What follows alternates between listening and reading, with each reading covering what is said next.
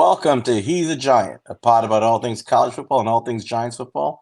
I'm Sal here with my co-host Monty. What's going on, Monty? What's going on, Sal? We got our wish. We got some trade deadline action. We got some action. I want to first start for those of you who are viewing, complimenting Monty on his adult haircut. Look at Look me. at yeah, he got a job and everything this week, so I'm proud of him. Uh, yeah, we were commenting on like how long a man can hold on to his hair before giving up to the inevitable, but that's fine. You enjoy yourself. Yeah, pretend I have hair for a little Exactly. bit. It's all right. The facial hair keeps coming no matter what happens up here, so it's fine. Yeah. All right. So this is episode 10. We're going to break down cornerbacks, our final position group before the big one, quarterbacks, and we'll get into that a little later. Um, like most classes, the cornerback class is absolutely stacked, and we're going to go through some pretty cool prospects for you guys who I think will be very intriguing come draft day. But before we do it, let's talk a little Giants football. Monty, let's get right into it. Trade deadline came and went on Tuesday afternoon. We went into it hoping the Giants would make some moves to hopefully get multiple picks. Um, they didn't make multiple moves. They made one move, but it was a big move. So Leonard Williams traded on Monday, actually, to the Seattle Seahawks. I think we were all ecstatic when we saw the haul. The Giants got back a second-round pick in 2024 in this upcoming draft and the fifth-round pick in 2025 in exchange for the Giants essentially basically paying for the remainder of Leo's contracts. They paid up $9 million for the privilege of getting those two picks. So let's hear your thoughts on it. What do you think? Man, I was thrilled with that Leonard Williams trade. Overall, I'm happy about the trade deadline because of that. I mean, to get a second and a fifth rounder for Leonard Williams, that was crazy, man. I mean, we talked about the haul a little bit last week when we were going over it. We're saying, maybe we can get a third rounder if we eat half of it. And we ended up eating all of the money, which I thought was a smart idea. I mean, you Yeah. pay for the picks, but second round pick is insane. Like that's crazy value, man. And Leonard Williams, if there's anybody that I wanted to move, it's him. And for the reason because like if he was on this team at the end of the year, we would have to be so careful not to cancel out his comp pick because he's going to bring back a third round comp pick for Seattle if they don't cancel it out, and he would have for us. Now, obviously, we'll talk about the other guys, but that was the only bona fide third round comp pick that you couldn't miss out on, in my opinion. And we ended up getting a second and a fifth. And I was saying, like, we got more than I expected for Leonard Williams and a Dory Jackson. Like between those two picks, I'm thrilled with that trade, and I think one thought outside of just a second round pick being huge for value and building this team. If we decide to go after a quarterback, that could be a huge piece in moving up for that quarterback. So give me some of your thoughts though. Yeah. Look, I have mixed thoughts about the overall trade deadline. I would have liked to have seen a multitude of moves and, at least a few picks land in this draft. More, we got one in this draft, but like you said, each draft pick has an intrinsic value, and it's hard to imagine the Giants, obtaining multiple picks that would have added up to the intrinsic value of a single second round pick. Yeah. And I think that's the bottom line. Like, I don't think any of us expect a second round pick. We talked about, hey, we don't think they'll eat the whole contract. Maybe if you eat the whole half the contract, we can get a third. I think we were both firmly on the train of like, you got to move them because you don't want to like hamstring yourself in free agency, because if this guy signs somewhere else, you'll get that. Actually, Ignore go ahead. that. You got tired of me talking, so you decided to just reintroduce the show. Hi, welcome to He's a Giant Pod. No. So, yeah, I think it was a really good move by the Giants to move Leo. I don't care what the circumstances were that led up to the trade. I'm just happy with the haul. I don't particularly care about the money. I know people are like, well, they bought the second round pick. Well, I don't care. What I care about is we got the pick. The Giants got a little creative with the cap space there because I thought they were going to eat all the money this year and they would have to make other moves to create cap space. What they did was they took that $9 million of Leo's remaining cap dollars. They split it. 4.5 they ate this year. 4.5 they split to next year and add to his dead cap. So he still has like a $10 million dead cap hit next year. which is definitely going to play into how they handle free agency. I think that's going to matter. But it's an issue for tomorrow. For today, they got a great haul. That pick is valuable to give people perspective. That pick is about where is expected to be about where we took John Michael Schmidt. So think about it as like the value of being able to draft another John Michael Schmitz or somebody of equal value at that pick. Valuable indeed, and you can do all sorts of things with it. You could trade it, you could trade up, you could trade down, you could turn it into more picks. It's just another asset. It was a good move. It's going to give a chance for the young guys to play. I think it's something important. We talked about letting guys like Jordan Riley and DJ Davidson get some time to see, Yep. are you good enough to be a starter or at minimum a rotational piece next to Dexter Lawrence? I think that's something we'll learn now. Hopefully we learned that. I'm hoping they don't use this opportunity and waste it on Ashawn Robinson sitting next to Dex all the time. I think he moved up to number 1 on the depth chart. I'm hoping that's not how it actually plays out, but we'll see. Guys they didn't move, though, almost as big a story as the guy they did move. So this is where I get the mixed feelings about this. At the end of the day, if you told me a week ago we're going to walk away with a second-round pick, Leo's gone, and you got enough money to operate this season, a little dead cap, and that's all you did, I would have been pretty happy, because if you told me that was going to be the move that happened at 4:00, I would have been happy and celebrating. This move happened on Monday, which gave us a whole 24 hours plus to like dream of other moves, and then they never happened. And there were 3 players in particular that I think we have to ask about, and why weren't they traded, and specifically 2 of them, and what does that mean for their future? So let's start with the easy one. Adoree Jackson, we all thought he was a goner, cornerback in a league where cornerbacks are valuable. I think what might have screwed him up was the Jalen Johnson move, news that he was going to be available from the Bears, and I think that ate up a lot of time on the clock from teams trying to get him. And he ended up not getting moved. And for whatever reason, the Giants couldn't secure a deal for Adoree to go anywhere. I was a little surprised that San Francisco didn't just take him and throw like one of their comp fifths at us or something like that. But anyway, Adoree stays. Chances are we lose him at the end of the year. I don't think the Giants are likely to re-sign him, and we're going to just have to see if we get that comp pick. If we do get a comp pick, if we keep it, we'll find out. The other 2, though, I think are a little more intriguing. 2 players who definitely had more value than Adoree going into this trade deadline. Number 1, Xavier McKinney. Now, Xavier McKinney's on an expiring deal. He's a second-round pick back in the 2020 draft. Good football player, but not a great football player, at least not when it comes to production. That will often lead to guys getting big contracts at the safety position. He doesn't have a lot of interceptions in his career. It's been tweeting random strange things out since the summer that are a little, I don't know what he's talking about, but if he's talking about the Giants, it's just not the best sign. He's made some comments in the press that make him sound like he's a little bit of I don't want to use the word malcontent, but let's just say he's a little unhappy about things. And then, you didn't move him. And I made the comment, I've made this argument for weeks now that, look, with Xavier McKinney, if I'm Joe Schoen, I'm going to David Mulugeta, his agent, and I'm trying to offer them a deal right now to keep him because he's a good football player. Find out if he's willing to sign for what you think is a reasonable deal and what his interest level is. And if he doesn't sign and you get the information that, he's not going to, you should move him. So when the deadline came and went, I figured, okay, maybe they're likely to keep Xavier McKinney. Today, the news comes out. McKinney talks about the Leonard Williams trade, and he made some eye-opening remarks about how he was upset. He thought the organization was trying to win, I guess, and then he kind of was like, well, I guess not. Just didn't sound good. Now, some people interpret that as being positive. He's a leader. He's a competitor. I agree with that. Mm-hmm. My interpretation was that he's still unhappy about what happened. And it begs the question, Monty, why didn't Joe Schoen trade this guy? What are your thoughts?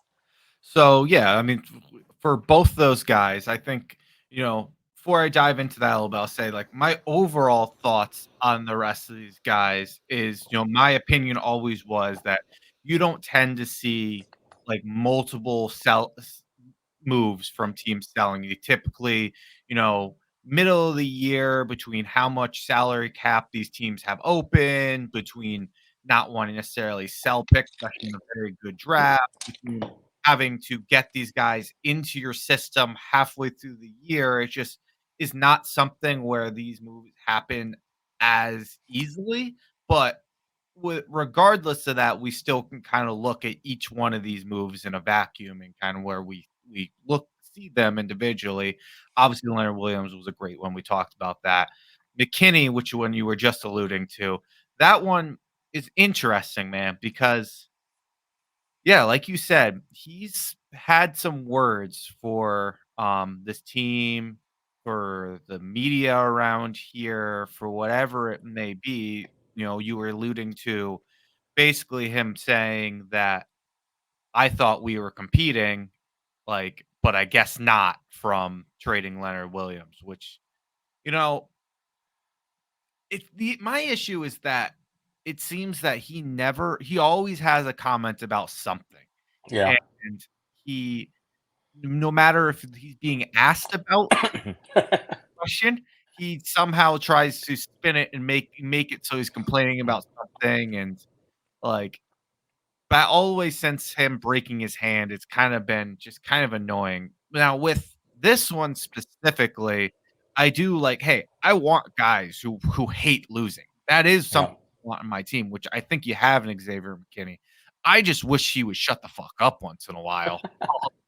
But, yeah, I think that does beg the question though, uh, how confident are they gonna be that they can bring this guy back between, you know, some of him being unhappy with us not going for it with 2 wins, and between him hiring a agent that tries to get the most. I mean, everybody does, but really has gotten the most out for his players, and he switched to him, you know, last offseason, and I don't think he's earned that type of money and will get that type of money, so, I don't know. I think if you are set on they really think McKinney is a big part of the future, if Wink Martindale loves this guy and all that type of stuff, I don't think you burn that bridge and trade him just because you think there's a chance you can't bring him back where for, you know, a 5th, 6th round pick, whatever it may be.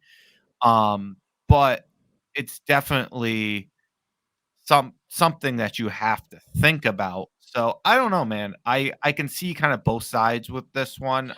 But if Yeah. you really wanna bring him back, then they should try to. I just don't know how it will work.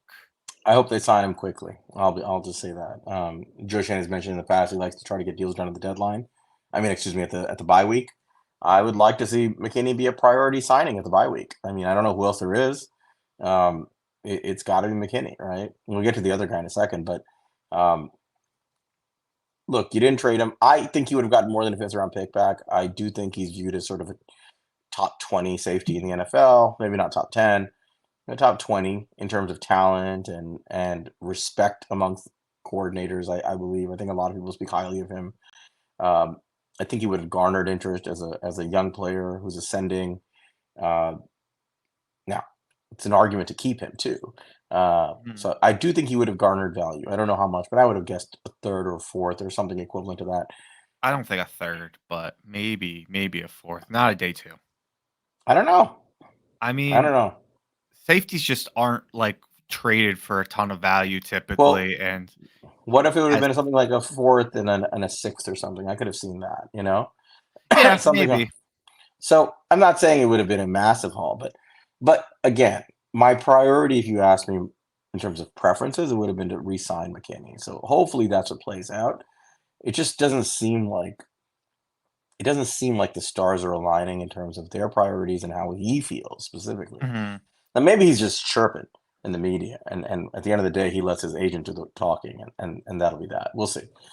But from Joe Shane's perspective, taking care of the team, you didn't trade him, you got to sign him. In my opinion, this is a guy you have to sign, lock down your safety room. It's one less need. We talked about the safety class last week. As much as I love those guys, you have McKinney already. Just pay him. Yeah, Pay him I a fair mean, deal and keep him. and it shouldn't be that at least, well, especially he's gonna hit open market, so being able to find something that's fair, I think will become pretty clear pretty quick on like a Saquon Barkley where you didn't give him a chance to see Yeah. what's out there, or a Daniel Jones, or you didn't get to see what's out there. He'll be able to see what's out there, and hopefully they'll be able to figure some out. I mean, I know that obviously things haven't seemed the smoothest, but at the end of the day, he's a captain of this football team. He wears the green dot. Like, I think there are No, he doesn't anymore. Not Okereke does, you, right? He used to, which I guess again is something against where he could be upset, but he wore it. right? Well, let's Um, find out. I mean, I hope they do keep him. I'll put it that way. That's where I am with McKinney. Like, he's a young player. He's a good football player. Um, you're not going to tag him. That's like almost a $19 million tag. So they're probably almost certainly not going to do that. But like a 3 years, $30 to $35 million deal, somewhere in that territory. On the mhm. high end, maybe 35, low end, maybe 29, 30. Somewhere in there is probably where his value is. And I hope they try to sign him.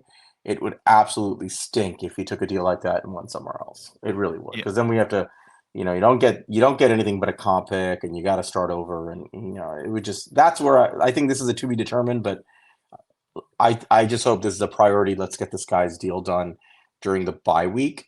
If we don't, like you said, he'll hit the open market and we'll find out.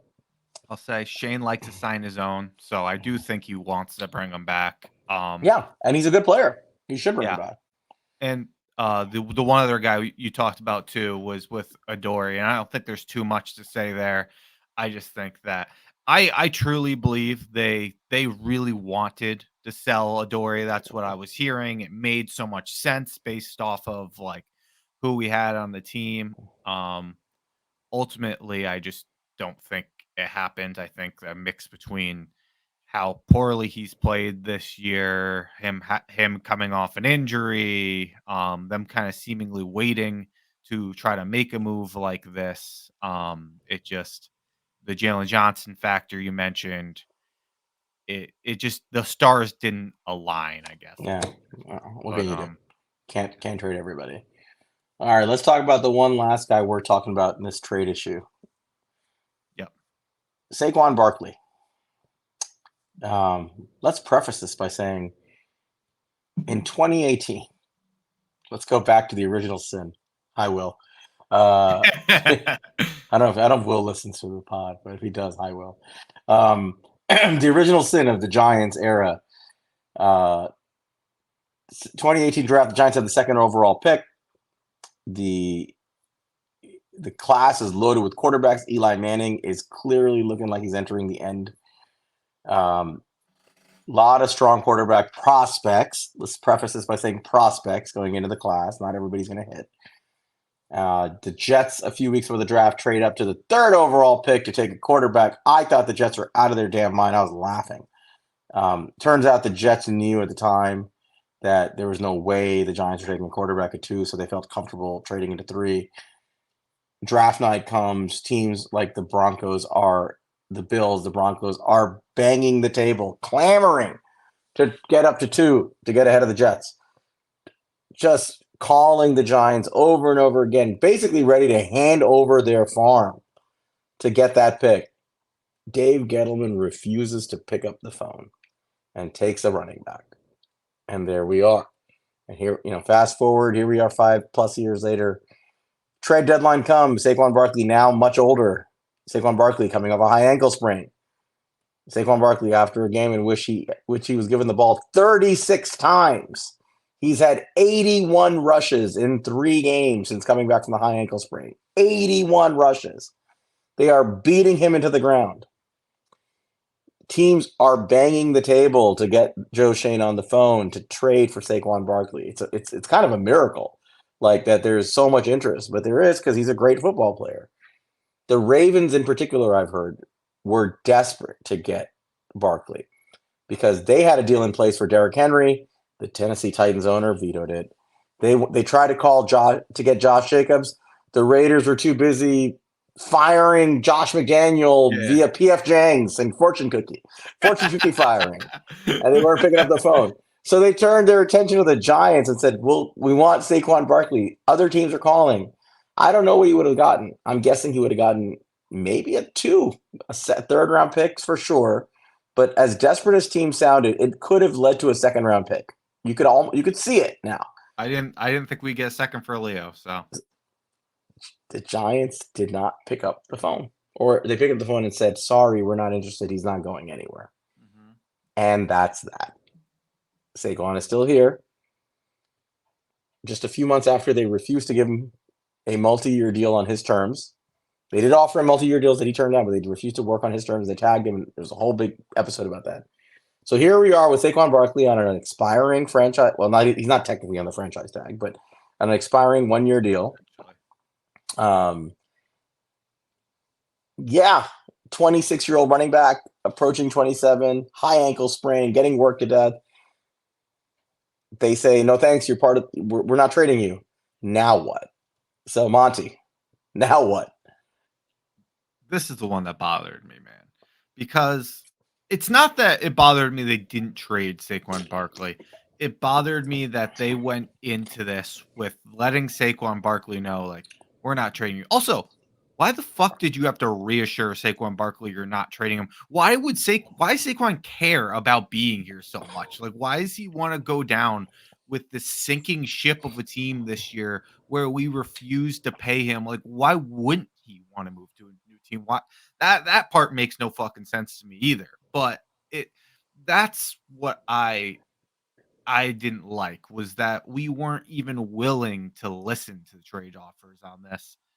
My assumption, I don't know this, but my assumption is that this stems from a couple things. I think one is ownership wants to put out a product on the field and doesn't want a Yeah. total dumpster fire out there, and they're afraid of being embarrassed without Saquon Barkley out there. I think the other thing, and this one I'm less sure about, I feel pretty confident about the other one, but I think that there is going to be something resolved with the Saquon Barkley situation. I think one thing I feel pretty confident this means they're going to exercise the franchise tag again. I think they're going to exercise it with good faith. I think they're going to try to negotiate with them, but I think I feel pretty confident they'll use it again if they need to. And I think that going back to Saquon Barkley feeling like he doesn't want to be traded from here, despite, the fact that we wouldn't pay him what he wanted and we're not a winning team. I think Saquon Barkley coming off an injury, Saquon Barkley realizing where this running back market is. I think that he's really started to lean on the what New York City brings to him as being the face of the Giants. This is something I said this offseason. This is something that shout out Ethan GSN. He made a whole spiel about this as well. But it's at this point that might just be his best path to really setting himself up like he'd like, and setting himself up after football with just building up his brand in New York City. And I think at this point, that might be the most important thing to him, because that's the only reason I could see him, like, where you're not having the conversation like you supposedly had with Leonard Williams, where, hey, we're getting calls about you. Would you be interested in going to this team? Like, you did, like, why that doesn't have to be the same thing that it is with the same thing it has to be with Saquon Barkley confuses me. So what do you think? I think that you can basically take logic and reason in this Saquon Barkley discussion and just toss it out the window. It has nothing to do with logic and reason. It has nothing to do with roster building. It has nothing to do with the future health of the organization. This is very much a personal process for the owner. Perhaps a short-sighted business decision from the owner with his own personal feelings intermingled, and likewise from the player. I don't think either party is working in necessarily each other in their individual respective best interests, so to speak. I think they just want to. I think they just want to stay together. You know, like a Mhm. just like a dysfunctional, toxic relationship. It's just it really does feel like that, and I'm sort of less invested in this decision now than I was a year ago. Like a year ago, I felt very strongly that eh, you should let go of all these guys and start over. They've clearly shown a reluctance to do that. And obviously, the stakes will keep going down as time goes on. So it makes no sense to me. I looked at it purely from the perspective of this guy is probably not part of the future beyond a year or two from now at most. the draft pick you would have gotten in exchange for him would have been, you know? Yep. And I think even if you looked at it as a one for one, let's just say a running back to running back exchange. Let's just say like you got a second for him, and and you turn that second into Blake Corum, who's going to be here for a minimum of 4 years. That's not saying Blake Corum, Saquon Barkley, but you got him for 4 years, and he's a damn good running back, right? So I just thought, from a perspective of roster building, it was smart to see what you could explore to move off of him. They don't want to. It's a business decision. I don't think it's a football decision. It's sort of like a personal decision and maybe a non-football business decision. Some sort of strange, short-sighted revenue. People make the argument about it being money. What makes money is winning. And there hasn't been a lot of winning around these parts for a long time. So I just think this is very personal. I would expect that he's going to be back next year in some capacity. It may be on the franchise tag, and he may just sign it this time because it's $12.5 million or something like that. He may just say, "I'll take it." There may be no fuss this time. Like, all right, give it to me, I'll take it. Or they may say to him, "We'll let you explore your market and just come back, and we'll figure it out," because he's clearly incentivized to stay. So what's your risk? Like, to be honest, you don't even have to tag him. You just let him explore his market and let him come back with the best offer and go from there. So I have a hard time believing he won't be here next year. It is what it is. Hopefully he stays healthy, but that's the other part of this. If you want to keep Saquon Barkley, the whole value of Saquon Barkley is his ability not to grind out tough yards. The value of Saquon Barkley is his ability to create explosive plays. That's his unique value. Running him into the ground 36 times a game is a great way to ensure that he will not be available for those kinds of explosive plays down the stretch or next year. Yep. There's a lot of evidence that running backs who get used in this manner usually suffer injuries, often in the year following that kind of usage. Even though he missed a lot of games from injury this year, he missed it because of injury. It's not like he was taking a vacation. He's dealing with a high ankle that he said even today he's probably going to be dealing with all year. You're running him 25, 30 times a game on that high ankle. That part of it to me doesn't jive with like, we want to bring him back. Like, that's how you treat somebody who you're trying to like just discard at year's end. So I hope that they actually mix it up a little bit and give him a little break from this usage if they really plan on bringing him back. Otherwise, they're going to be bringing back a part that may be more likely to break down again next year.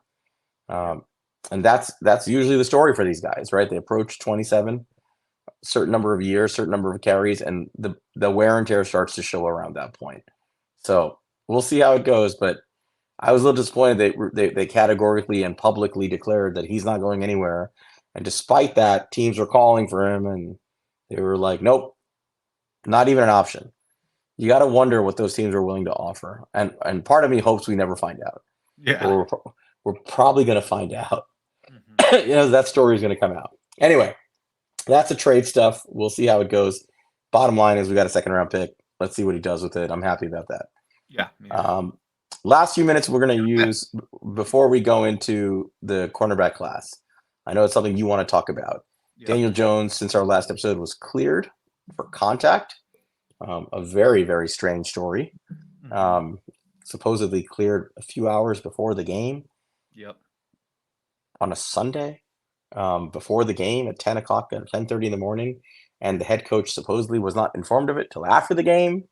And it was a planned visit with a neurosurgeon before the game. And apparently that visit was not possible because they couldn't schedule it on Saturday or Sunday. The whole thing just sounds bizarre, fishy, and stupid. But in any case, he gets cleared for contact. He's supposedly scheduled to start this coming Sunday against the Raiders. Prior to that news breaking, something we didn't discuss on our pod on after the game last week, we kind of got into this where I think it became clear to us there's a $23 million injury clause in Daniel Jones' contract that essentially guarantees him $23 million if he is cut, released, or medically retires due to injury suffered in the first 2 years. That clause kicks in as an additional $23 million of guaranteed money on top of the $82 million that he has already guaranteed. So it would essentially make it a $105 million deal, essentially. So I know you have a lot of thoughts about this, so feel free, man. Go right ahead. Yeah, man. So the one thing about this season that's made me nervous, that I've been upset about, was the way that we've handled injuries this year. So I'll start out with that. So starting off with Andrew Thomas in the first game, where he clearly hurts his hamstring. He's limping up and down the field, and we keep him in there for 75% of that game before taking out. It's the same game. We leave Daniel Jones in there, who you just paid $120 million contract, who's had injury issues in the past. You just let him stay back there down like 40 points, getting murdered. The worst our offensive line has played all year, getting killed and refusing to pull him out of the game. Those were not a good decisions to start off the season by Brian Dable. Um, those were clearly fall on Brian Dable.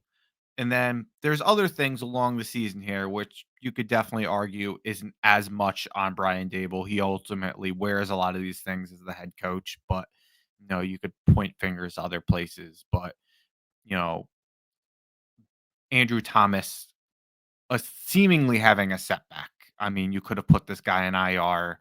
You could have not brought him with you on the West Coast trip. You were talking about this guy playing not a week after he got hurt, and he is still not playing today. And we don't know if he'll play week 9, he got hurt week 1. So that's been an issue.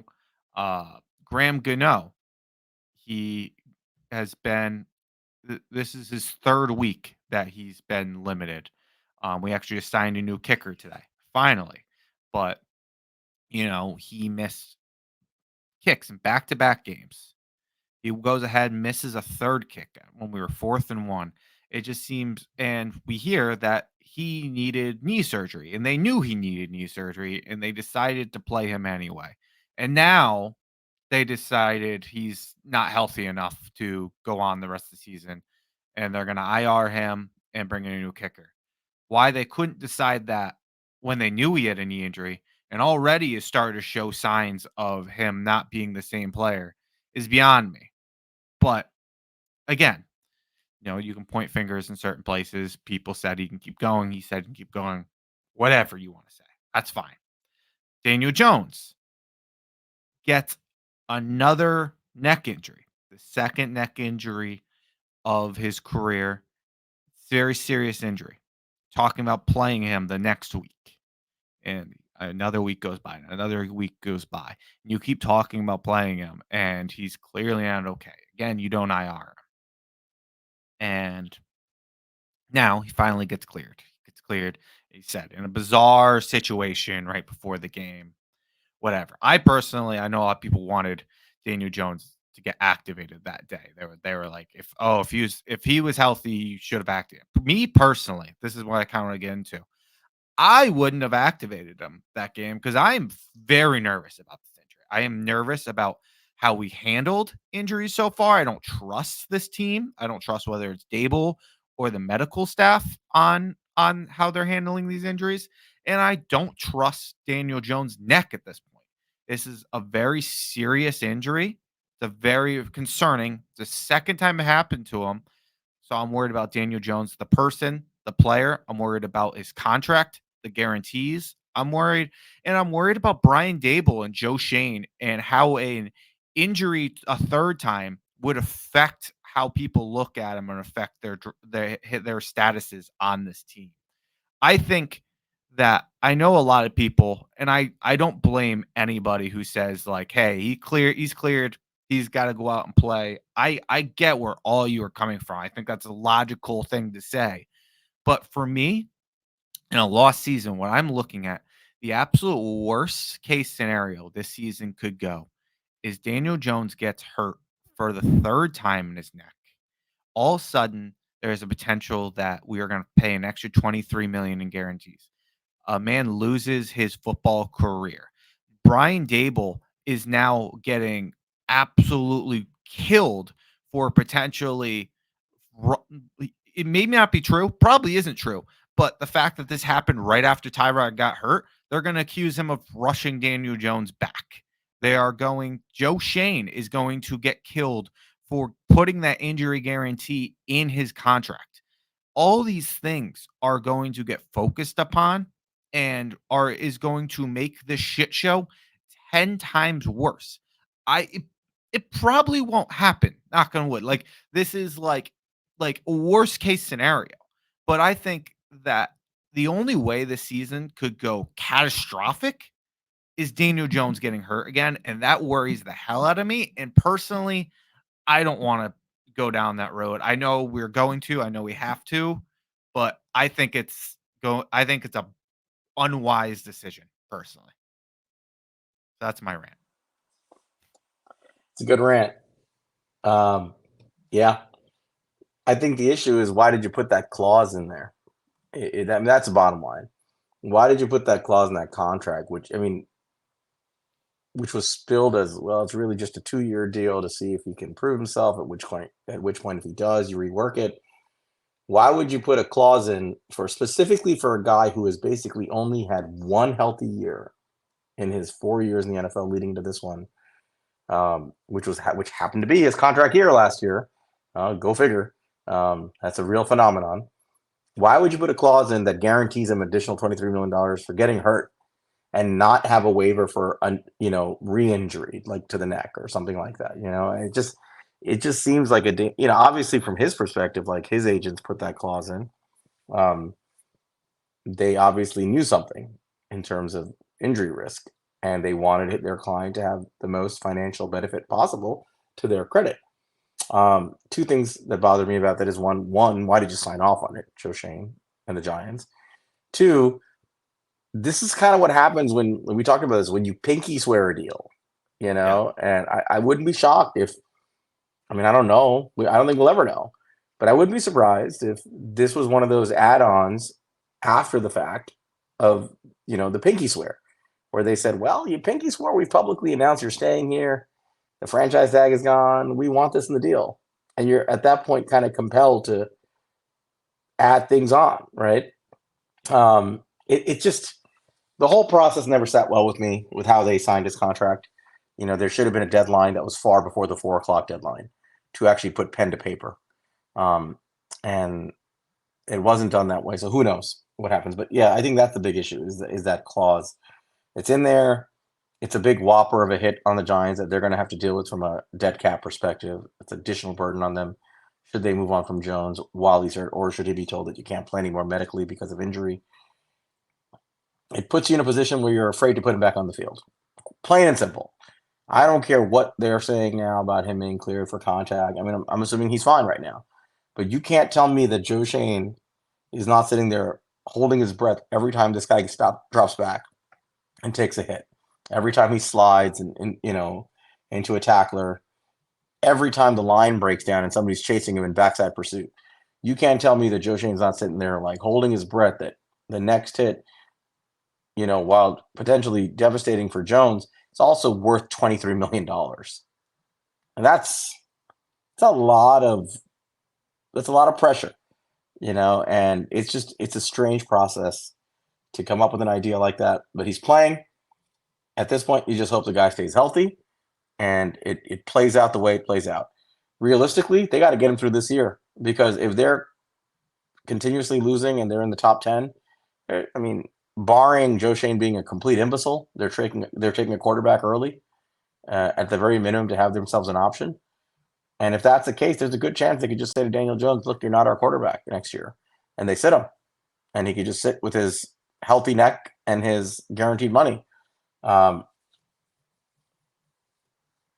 If he gets hurt before this year is out, or he plays next year and gets hurt, they're on the hook for it. That's the bottom line. It's just they made their bed. They're going to have to sleep in it. You just got to hope the guy doesn't get hurt at this point. I don't know what else there is to say. It's the worst case scenario for, Joe Shane, and everything you just laid out is how he's going to get put in the hook on, and everything I laid out with Brian Dable and how he's managed injuries. This would just be a final kind of nail for how people, it would bring everything he's done together, and everybody would be questioning everything from this whole season. It's just, it sucks. It's gonna be major news if that happened again and it was serious. It's not. Look, I don't want to I don't necessarily want to be like the hypothetical. It's not necessarily going to happen. I'm personally just nervous about it. and I haven't heard a lot of people talking about it, and I It's just want to kind of shocking, put it right? out there. It's Yeah. amazing how like Giants media people who we take shots at daily. So I have no problem taking more shots at them here. But it's amazing how this is not a topic of discussion. Like, hey, you guys put this clause in. Here he is with the messed up neck. He's playing again. Is this a thought? Like, Yeah. are you worried about this? Like, even if you're not asking the team directly, which obviously they probably won't give you a straight answer, just raising the question and writing about it would be something that would be interesting to see if somebody did a deep dive into the contract and talking about like what it could mean, the implications, just to get the conversation going. Because you think it's the kind of conversation that would be thought provoking, but it's out there. We'll see. Let's hope nothing happens. Yep. That's all I can say about that. I just like with the Barkley situation, I'm kind of like at that point where I'm like, well, it is what it is. Cross your fingers, hope for the best, and see if it all plays out. Yep. Now, the one thing that will save Joe Schoen, even if things go poorly in this regard or in any way, shape, or form with the Jones contract, and it's going poorly so far, the one thing that will save Joe Schoen is drafting well and pivoting and getting his players to build his roster. And let's use that as a segue to jump into what this episode's about. Unless you have any other thoughts on the Giants here. Nope. I mean, we play the Raiders this week, but there's really not too much to say. It's they did fire everybody over there. I guess that's worth mentioning. Can we talk about that for a second? I just want Yeah. to. I know our episode's going to be like really long again. I don't really care anymore. That's what we do. That is the greatest firing in the history of firings. I have to say, for those who don't know the story, the Raiders fired Josh McDaniels, their head coach. I don't know how the man keeps getting jobs, but they fired him on Tuesday night of all things at like 10 o'clock at night. It was announced. People were like, why would you fire him on Tuesday? Like, you lost your game on, what was it, on Sunday night or whatever it was? Or on Sunday. I forgot when they played. And the story goes that it was Halloween and McDaniel decided, apparently he's a toxic figure in the Raiders locker room and around the organization. He decides to come to Halloween dressed up as Paul Davis, or Mark Davis, the owner, right? The son of Al Davis. And he's acting like him, and he's apparently acting a buffoon. And I guess like Davis had already kind of reached his limit with this guy. And so Davis, as he typically does, I guess, orders PF Chang's for lunch and has lunch with McDaniel, and then insists that he open his fortune cookie. So McDaniel opens the fortune cookie, and the fortune reads, "You're." I forgot the wording, but it said, I think it was "You're fired, hot shot," or something like that. Was that I saw it. Was that a real story? That's a real story. Wait, that's a real story? Yes. I thought that was bullshit.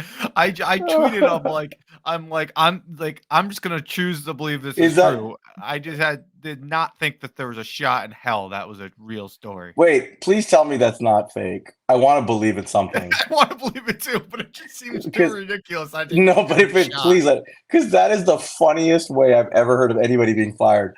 Fired by fortune cookie is one of the all-time greatest moments in the history of that would employment. Be an all-time sports moment. Like that would they got to do a 30 for 30 on that if that's true. Wait a minute, I'm gonna look this up. All right, but I'll talk about. It's not true. You were doing this rant, and I'm like, Sal, I don't think this is true. You're gonna have to edit this part out. Yeah. No, we're leaving that one in. I didn't even fact check this because I loved it so much. I was like, I want to believe in something. Fire it's the greatest story. I don't care if it's not true or not. I'm telling that story to my kids. It was so good. I was like, I said, I tweeted, I'm just gonna choose to believe this is real. This is the greatest story ever. Fired by fortune cookie. All right, now that I made an ass of myself yet again. Let's move on. Thank you, Monty. Always a great co-pilot. All right, let's move on. You ready to go? Yeah, let's do it. All right, I think I'm introducing our first one. So we're moving on to episode 10 is cornerback review. This is our last position group. before we hit quarterbacks. So another strong group. Let's start with number one on our list. Monty's loading up the video. Number one, you must have heard of this guy by now. Kool-Aid McKinstry. Kool-Aid McKinstry. That's a great name. We'll get into his name a little bit. He's from Alabama. He's a third-year player. 6'1", 195 pounds. He's a 5-star recruit. He was cornerback 1 in his class. The guy is all over the field. He plays special teams. He's a very good punt returner. Last year, he recorded 35 tackles, 2 tackles for a loss, 1 sack, 1 interception, 16 pass breakups. He recorded an 82.5 PFF coverage grade. I'm sorry, overall grade, 79.2 run stopping grade, 75.2 tackling grade, 81.2 coverage grade. These are all outstanding numbers, by the way. And he had a 10% missed tackle rate. Really good for a corner. Clearly number one on most people's lists. But Monty, tell us about Kool-Aid. Yeah, man. Kool-Aid McKinstry, best name in college football. He's a good cornerback, man. I think that's just the best way to phrase it. I don't necessarily know if I would call this guy like a blue chipper. I mean, there's a chance that you get there. I still got to do a lot more work before I make that decision. But he is so sound as a corner. He's got that length that he uses. He looks like he's really long arms because he tends to get those in there to break up balls. He plays just with good balance. He stays in control throughout his transitions. He has like legit straight line speed when he will run with any wide receiver, and he is just so sticky. He will stay with them throughout coverage and is really better than any cornerback that I've looked at so far in this draft. He is just as sticky as it becomes. He is a press corner. He had 299 snaps in press coverage in 2022. He's good. He's good with he's really good at press too. He's really effective and has good hand placement. He's a good technician, is keeping his feet in front of them.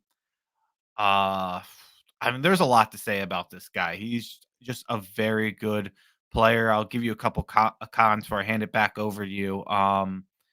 Let's see. He's a step slow sometimes when he's working back to the quarterback. So I think that kind of comes with that long frame of his. He just doesn't have a low center of gravity. So some of these smaller, quicker wide receivers, they'll beat him on that comeback route and kind of create space on him.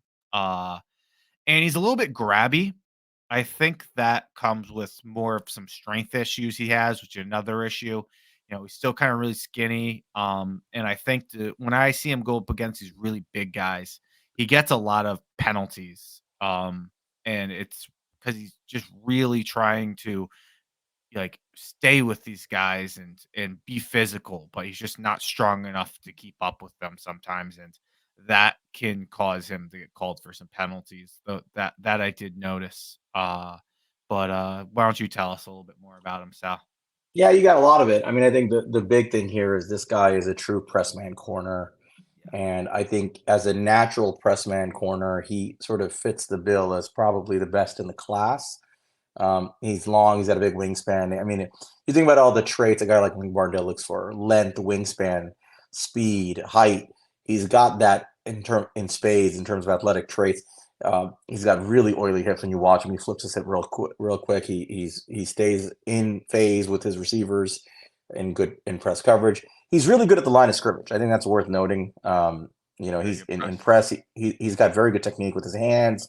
You see him use his strength, even though he has a lot of room to grow and get stronger. He uses good strength at the line of scrimmage to jam receivers, and then he can stay with them. He's quick. He can stay with anybody down the field. He's got the acceleration, and he has good technique all around on short area throws. He'll use his wingspan to like swat the ball down and reach and knock things over.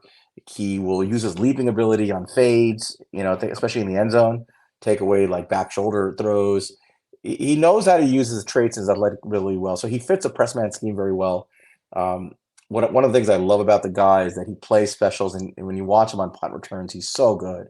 He's a very valuable player. I think this is a guy that you want. I know nowadays there's specialists, and you don't necessarily want to put your top picks back there, but he's a good punt returner. He's valuable. Um, you mentioned some of the negatives. I think because he's got such big, long strides, that sometimes actually works against him because he'll accelerate now, almost go past the target point. So Mhm. on quick comeback routes, he'll or double moves, he'll have to kind of like take an extra step and gear down before he can go backwards, and that's where his length works against him. But I think for the most part, there are technique issues you can work on with good coaching in the NFL. Um, it's worth noting that this guy is coached by Nick Saban, a DB coach, and Yep. and he's excelling with Saban. So I have nothing bad to say about him. I think he's clearly cornerback one. Interestingly, on Dane Brugler's updated big board, he's not cornerback one. He's Yeah. fallen to cornerback three. But I'm curious why that is. But he's having a good year again. I have nothing bad to say about him.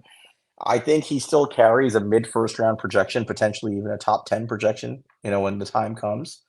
Um, but are the Giants going to be looking for a cornerback for the second year in a row in the first round? I'm not so sure about that. But that's kind of what I got on him. He's a good player. I think he's projectable. He's a great athlete. He fits our system very nicely. Yeah, man. I think he's a day one starter in the NFL. I mean, I think you Yeah. see that. He did it in college. I mean, and the end of his true freshman year, he was starting at Alabama. I think that says a Yeah. lot to how good of a player he is. Being able to do that at 18 years old, one of the best programs in college football. I think he can go to the NFL, step in and play. He's just a very Yeah. sound player.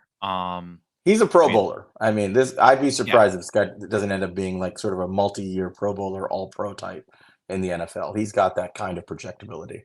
Which is the argument. I mean, it's tough because obviously I think a lot of us have our eyes on a quarterback if we're sitting there in the first round. So it's sometimes if unless these guys are really special, it's hard to kind of be like, let's think about taking this guy. But I mean, if you had him across from Deontay Banks, you'd have a hell of a duo in this Wing Martindale defense. I'll say that. He had 16 PBUs last year, which is an insane number. Um, and then, I'll give you some numbers this year before we move on. So far, he has an 85.8 PFF grade, an 84.3 in coverage. He's only allowing 44.4 completion percentage. Um, overall is just doing a really good job. He's good in run And support. He's good all around. yeah, and I'll bring up something we mentioned last week in the safety episode for anybody who forgot or didn't watch it or listen to it. Run defense and pass breakups are two things that translate really well because if you have the innate ability to get your hands on the ball, that tends to translate. And run defense is just something that is something that does translate to the NFL. And he is very strong in both those categories, so those should translate well to the next level. But yeah, that's all I really have on him. Yeah, I think that's all there is to say. He's a really good player. I expect him to go sort of middle of day one, and I'd be surprised if the Giants take him. I'll put it that way. Yeah, yeah, I agree. All right, so let me pull up our next guy here. All right.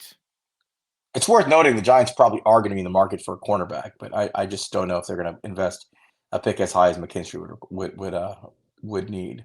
Yeah. And so I think some of these other guys we're getting to are going to be more in that wheelhouse. Yep. So, oh, hang on. What just happened here? All right. Sorry, I don't know what happened there. Okay, for anybody who's watching. But all right. So next guy we have up here is Cooper DeJean. He is from Iowa. He's 6'1", 207 pounds. He's a third-year player there. He was a four-star recruit, and this guy has a crazy background, man. I'll go into some of this stuff, but he was a hell of an athlete in high school. Um, he actually played quarterback, wide receiver, and defensive back when he was in high school. He holds school records for pass completions, passing yards, in both career and season, receptions in a game, receptions in a season, receiving yards in a season, receiving touchdowns in a career, total yards in a season. I don't even know how you do all those things, how you can set records as a receiver and a quarterback over a career. That's insane to me. Um, he also was a team captain as a sophomore, junior, and senior. He, in addition, played basketball, which he lettered 3 times in, baseball, which he lettered 3 times in, track, which he lettered 3 times in. He was a long jumper, 100-meter dash, where he got 11.16 and was a state champion as a senior. Placed second in the 200-meter yard dash as a senior. And ran a leg in the 400-meter relay, which was also a state championship unit. Just a crazy athlete who can really do everything. And as we talk about, you'll see that do everything kind of translates over here to football as well. But no, I'll just give you some stats before I pass over to Sal here. He had last year 75 tackles, 3 tackles for loss, 5 interceptions, 3 touchdowns, 5 pass breakups, an 88.5 PFF grade, an 88.6 run defense grade, 80.1 tackling grade, an 89.1 coverage grade, and only a 3.9 missed tackle percentage. Just a fantastic football player. But what do you got on him, Sal? This guy is an absolute freak. When I was watching him, and obviously you know about him because he's a well-known entity at this point in college football. I was thinking, like, what position does he play in? Like right next to position, I wrote football. Like, this guy just plays football. Like, you put him anywhere on the damn field. I was gonna put defense, but like I'm pretty sure you could line him up at wide receiver or tight end, and he'd probably play it well. Maybe he could come out of the backfield, run the ball. Like, he's incredible as an athlete. I have football player in all caps in my notes. So there you go. So we had the same thing. Like the guy's just a baller. Like, he is an absolute gamer. Specifically for his skill sets, like you said, they used him a lot at linebacker, corner, safety. I think he projects best as either a nickel corner. I'll get to that in a second, or as a safety in the NFL. But don't get me wrong, this guy's really good he took most of his snaps at outside corner. He still is taking the majority of his snaps at outside corner, and he's putting up those really good grades. Like, even this year, his coverage grade is 76.5, very solid. Run defense 74.2. 40, only allowing 48% completions. Like, he's just solid. So some things I noticed about him, he still does tend to rely on athleticism as opposed to technique. And if there's any knock on this guy, it's that he has a raw technique playing coverage. Like, you'll see him sometimes take bad breaks on the ball, maybe bite on a route a little bit early. The thing is, he has such incredible athleticism that his makeup speed and his click and close is crazy, and he makes up for it. To me, that translates like a guy, like, if you coach him up right, and we do have a great defensive back coach in Jerome Henderson, and this is a guy who you could see, like, really getting even better at the NFL level, because he has, despite how good he is in college, he has incredible projectability. His ball skills are out of this world. And one thing I noticed, I wrote in my notes here, is that he plays cornerback like he's a safety. And what I mean by that, when you watch him, and I think you'll see this, he plays a lot. He can play press, but he plays a lot of off man, but he will bait quarterbacks. He's, even in coverage, even if he's playing in press, his eyes are on the quarterback the whole time you watch him, and his head is tilted towards the quarterback. He'll give room, and he'll bait a throw, and then he'll click and close so fast that, like, before you know it, he's in front of the receiver. He's got the ball. And he plays as a ball hawk that way. He's great as a tackler. You mentioned the low percentage of missed tackles. He's good and very strong in run fits, because the dude is 210 pounds of muscle. Like, he's not built like your typical cornerback. The guy is built like a big ass safety. So this is why people project him as being, safety, whatever. the bottom line to me is that he's a defensive weapon. And I think where he fits best is really on a team that views defensive athletes as somewhat positionless, where they don't want to necessarily label them outside cornerback, inside cornerback, strong safety, free safety. They just want a guy who they can say, get in there, and today's assignment is this, or this quarter's assignment is that.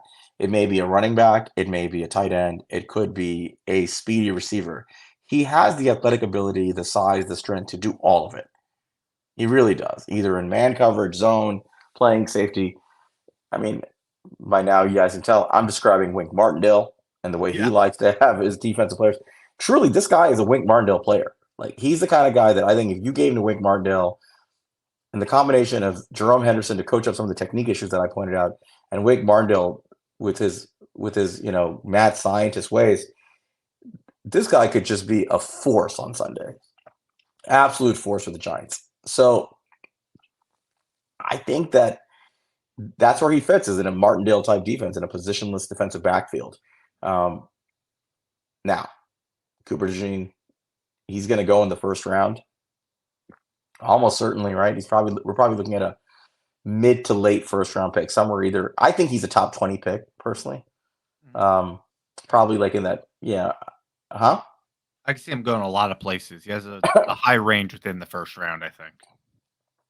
Yeah, I mean, I can see him being back end of round one, but I also kind of think there's a lot of scenarios in which somebody says, I'm not passing up on this talent within the top 20.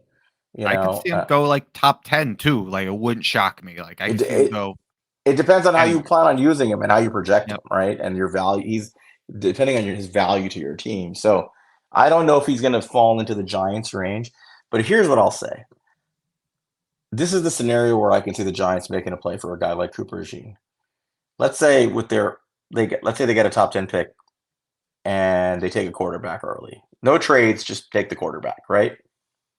Or they miss on the top two and they trade down a little bit into the middle of the first round. They go down a few picks, acquire an extra day 2 pick, and they take their quarterback a little later. Now they've got an extra day 2 pick in addition to the second round pick they got for Leonard Williams. You can see Joe Shane maneuvering the board after that a little bit to maybe either trade back into the back end of round one or up in the early second round, depending on where this guy is, and saying, I'm targeting this guy for my defense. Because if you add this guy to this defense next opposite Deontay Banks and sitting next to whoever else is playing safety, oh my goodness. Now you're talking about an elite defensive back unit. So I wouldn't take this guy off the board. Like, where I think Kool-Aid McKinstry, my guess is he's not going to be available to the Giants. As much as he's a nice press man corner, I don't know if they'd necessarily jump to take this guy top 10, top 15 to be a pure press man corner. Cooper DeJean, I wouldn't be surprised, because he's going to project a little later, than McKinstry, and because he's more versatile. I wouldn't be surprised if the Giants traded back to get him. What do you think about that? It's funny. We didn't talk about this at all before the show, but I had the exact same thought process, and I'll tell you my thought process with this.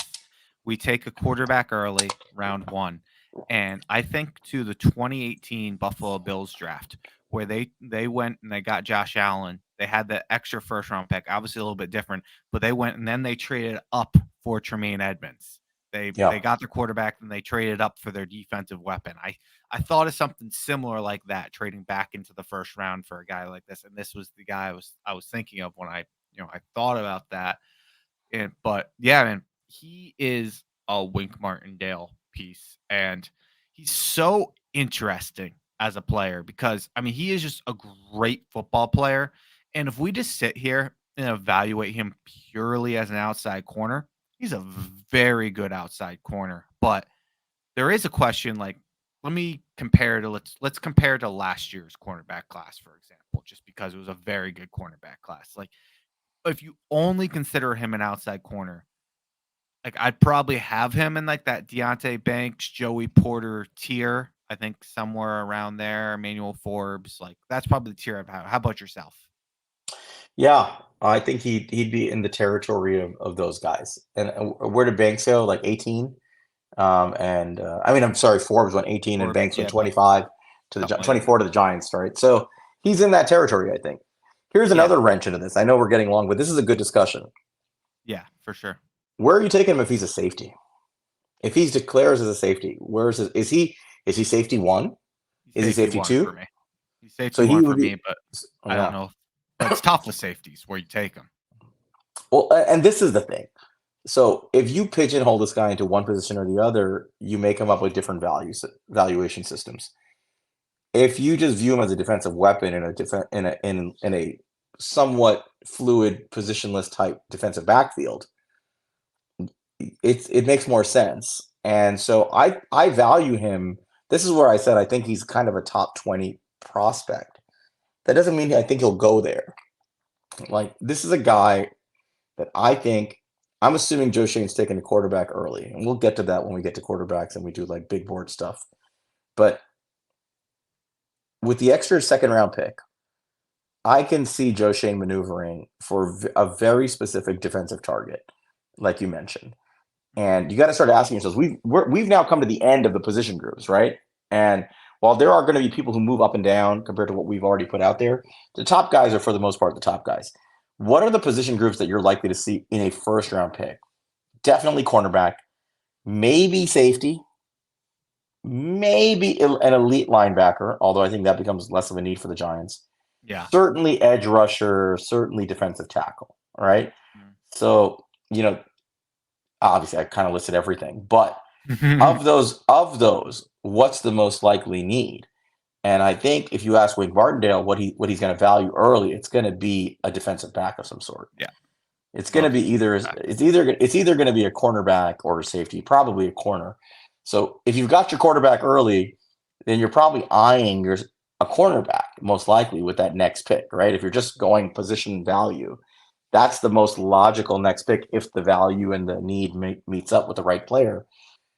You might maneuver the board for this guy, because I think he fills both the needs of safety and cornerback.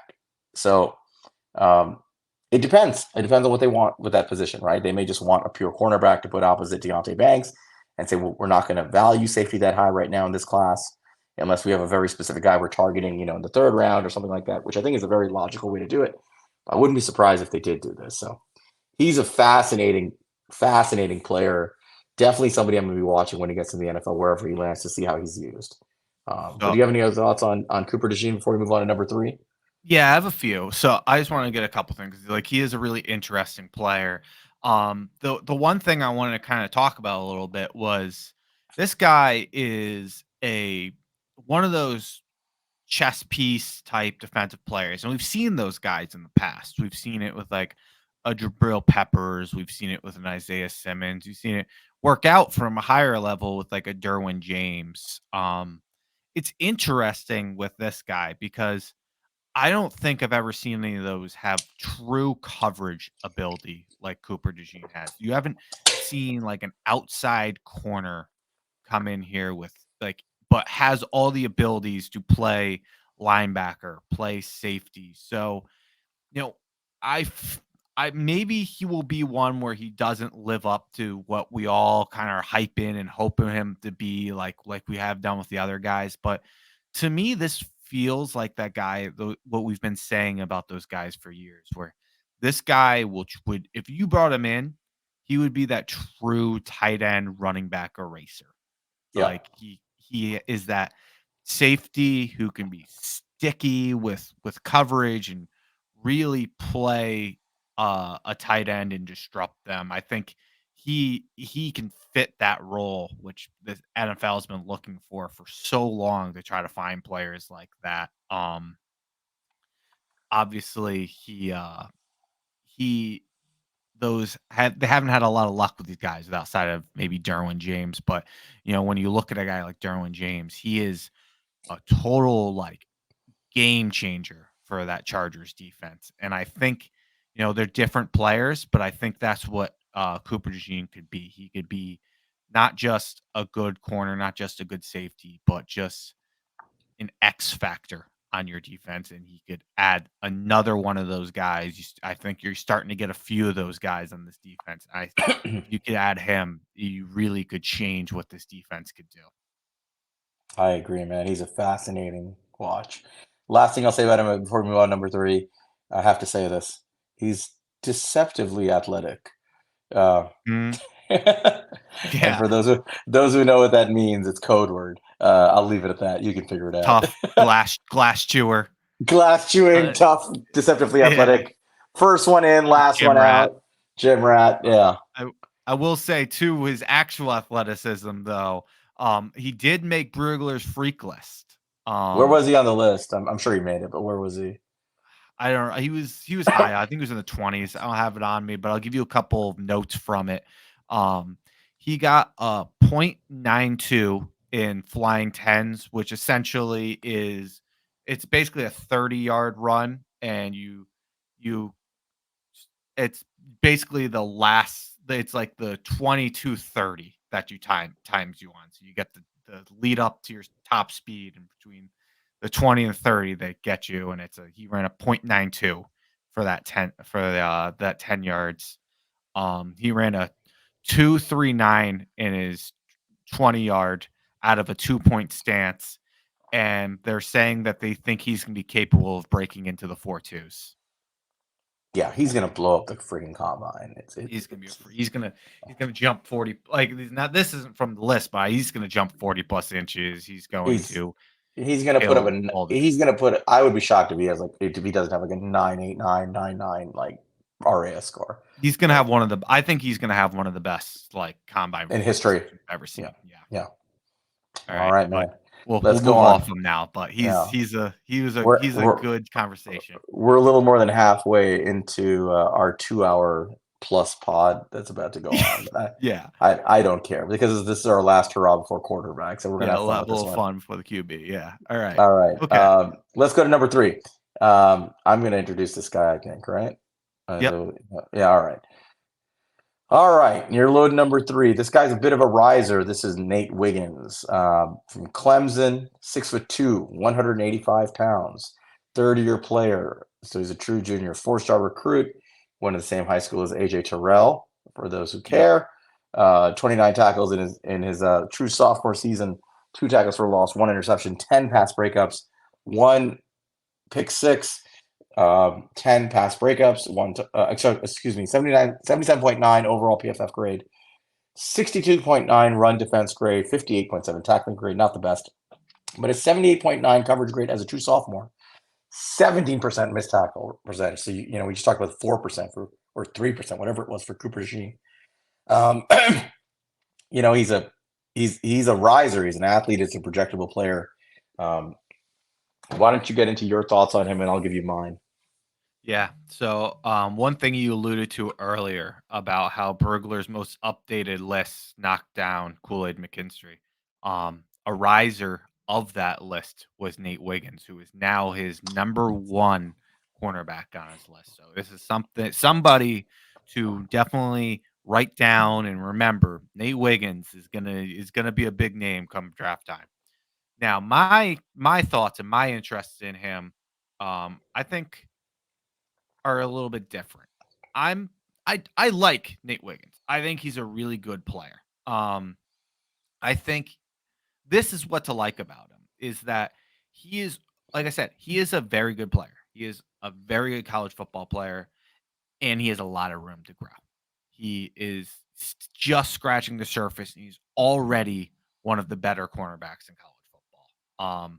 He is a really good athlete. He's got fluid hips. He mentioned he's 6'2". He's a very long player because he has very long arms. He's really smooth in his back pedal.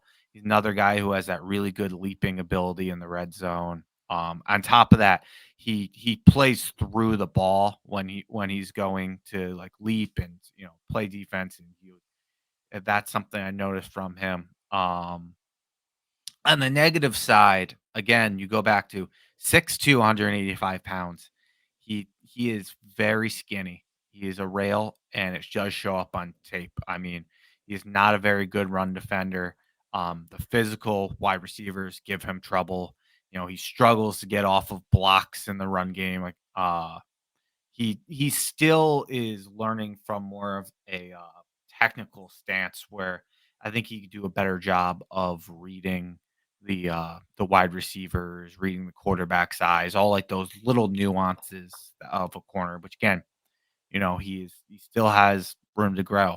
I really believe that. But I think one of the most important things to mention here is that he is not a fit for the New York Giants. This guy Yep. is an off zone cornerback. He's not somebody who would, despite his length, would not thrive in this Wink Martindale defense and would be a mistake to take him here, in my opinion. But you have any additional thoughts there, Sal? Now I'm going to cut this one real short. He's all traits. That's what I have in my notes.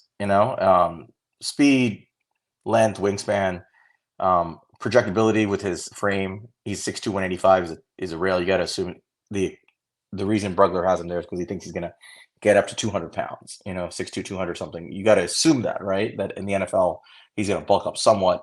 And I think the reason they feel that's possible is because he doesn't play press man, because he's not expected to run, stride for stride with receivers. He plays Yep. off man. He plays zone. He's a zone cornerback in the NFL, and probably a very good one. In a Fangio type defense, I think this guy's an ideal cornerback, where he can play with his eyes on the quarterback, his back to the sideline, play off, make his click and close is incredible. Like he's got this really wide receiver like start and stop, closing speed, ability to change direction. He's fluid. He's got a lot of great athletic traits, but fundamentally, this man is his own corner, and his strengths lie there. If you ask him to build or develop into a body that's more conducive to being a stronger outside press corner, you'll probably take away a lot of the natural athletic traits that people value in him that make him so highly regarded right now. He's just not a fit for the Giants as we are currently constituted. So, for Brugler to say he's number one in his class all of a sudden tells you this guy's probably going in the first round. Almost certainly. He's going to blow up the combine again. He's going to test well. Probably not in strength, but in the things that matter for corners, which will be like his 40 time, and his splits, his 40 time, his vertical. He's going to blow up the right testing things, and he's going to go early. He is not a Giant. That's kind of all I've got for the He guy. is not a Giant. Yeah, Yeah. I haven't seen any testing number stuff on him, but his speed and athleticism shows up on tape. The only other thing I want to just add real quick, he is having a good year so far. 83.1 coverage grade with only 44.4 completion percent allowed. So again, having a even better year in coverage than they did last year. Continue to improve, but just not a fit here. Yeah. I mean, I know some people hypothesize this is a Clemson thing. They play the system. That's why he plays that way. But I really don't see his traits translating well to, true Not press physical man. enough. Yeah. So I don't see it. I think he's going to be a great player where he goes. The right team takes him, puts him in zone. He'll be a great fit. But Yep. I think he belongs in a Fangio type defense. Wouldn't be shocked to see the Eagles take this guy. It might be a good fit there. Hopefully not, but we'll see. That's all I got. You want to move on number 4? Yeah, let's keep it moving. So, Yeah. I will go ahead and pull up our next guy here, and this one's an interesting one for sure. Um, so Yeah. yeah, so right here we have this. I'm introducing him, right? Yep. So, Kalen King out of Penn State, um, 5'11", 190 pounds. He's in his third year. He was a 4-star recruit. He also played basketball and ran track in high school. Last year, he had 30 tackles, 3 interceptions, forced fumble, 9 PBUs. And one thing I want to mention, I've just been using PBUs because I think that's the better one to use. But for his pass defended, which essentially just passes that he broke up, not necessarily getting his hands on it, but just in coverage, he had 18 passes defended. Usually the numbers were pretty close or off by 3 or 4, but 18 is a lot of passes defended, so I thought I'd throw that one in there. He had an 89 PFF grade, 58.8 run defense, so not a great run defense grade, 53 tackling, not a great tackling grade, but 90.6 in coverage with a 14.3 missed tackle percentage. He had a fantastic 2022 season. If we were doing this review at the beginning of the year, I think he'd be higher on this list. And I think you guys noticed about that numbers, but not been going so great for him this year. So, Sal, why don't you kind of talk about that Jekyll and Hyde we're seeing here with Kalen King. Yeah. My first thought is, what the fuck happened to this guy? Like coming into the season, he was clearly CB2 to me. I think to a lot of people behind Kool-Aid McKinstry. I And you think mentioned it, man. RB1 too. Yeah, I mean, some people had him as one. Let's talk about 2022 first. This guy, if you watch him in 2022, I've heard the comparison, and you can see it on tape. He plays like Devin Witherspoon. Yeah. He's that kind of, he's not the tallest guy. He's probably going to be around 5'10", 5'11", but he's strong. And he plays with his eyes on the quarterback. He's looking to make a play on the ball wherever the ball goes. And let's just start with the run defense. Like, he'll diagnose run plays and short passing game plays very quickly. He closes like a strong safety. He comes flying into the backfield and blowing up plays like the way Devin Witherspoon did. Yeah, So but that's where the Witherspoon comp comes from, because Yep, he was a man of that. Right. I mean, you would almost think this guy played at Illinois the way he plays, right? Yeah. And he just aggressive in tackling and stopping the run game. So right off the bat, he's got that baseline level of play that if you have that as a defensive back in the NFL, you've got a job, right? If you can be trusted to do that, teams will find a place for you. But what really made him stand out was his ability to just be this unbelievable coverage corner. The dude was just so quick and intelligent in diagnosing routes that, like, you watch his film and he just like figures out what route is happening. He diagnoses it. He runs the route for the receiver. I mean, like, there's time and time again, like, he'll diagnose, especially like a deeper route. He'll run with the guy. He's so fast that he trusts his speed to stay in phase with guys, and he'll just figure out the route and he'll just get to the ball before the receiver can. He'll outrun them. He'll just out athlete them, at the catch point.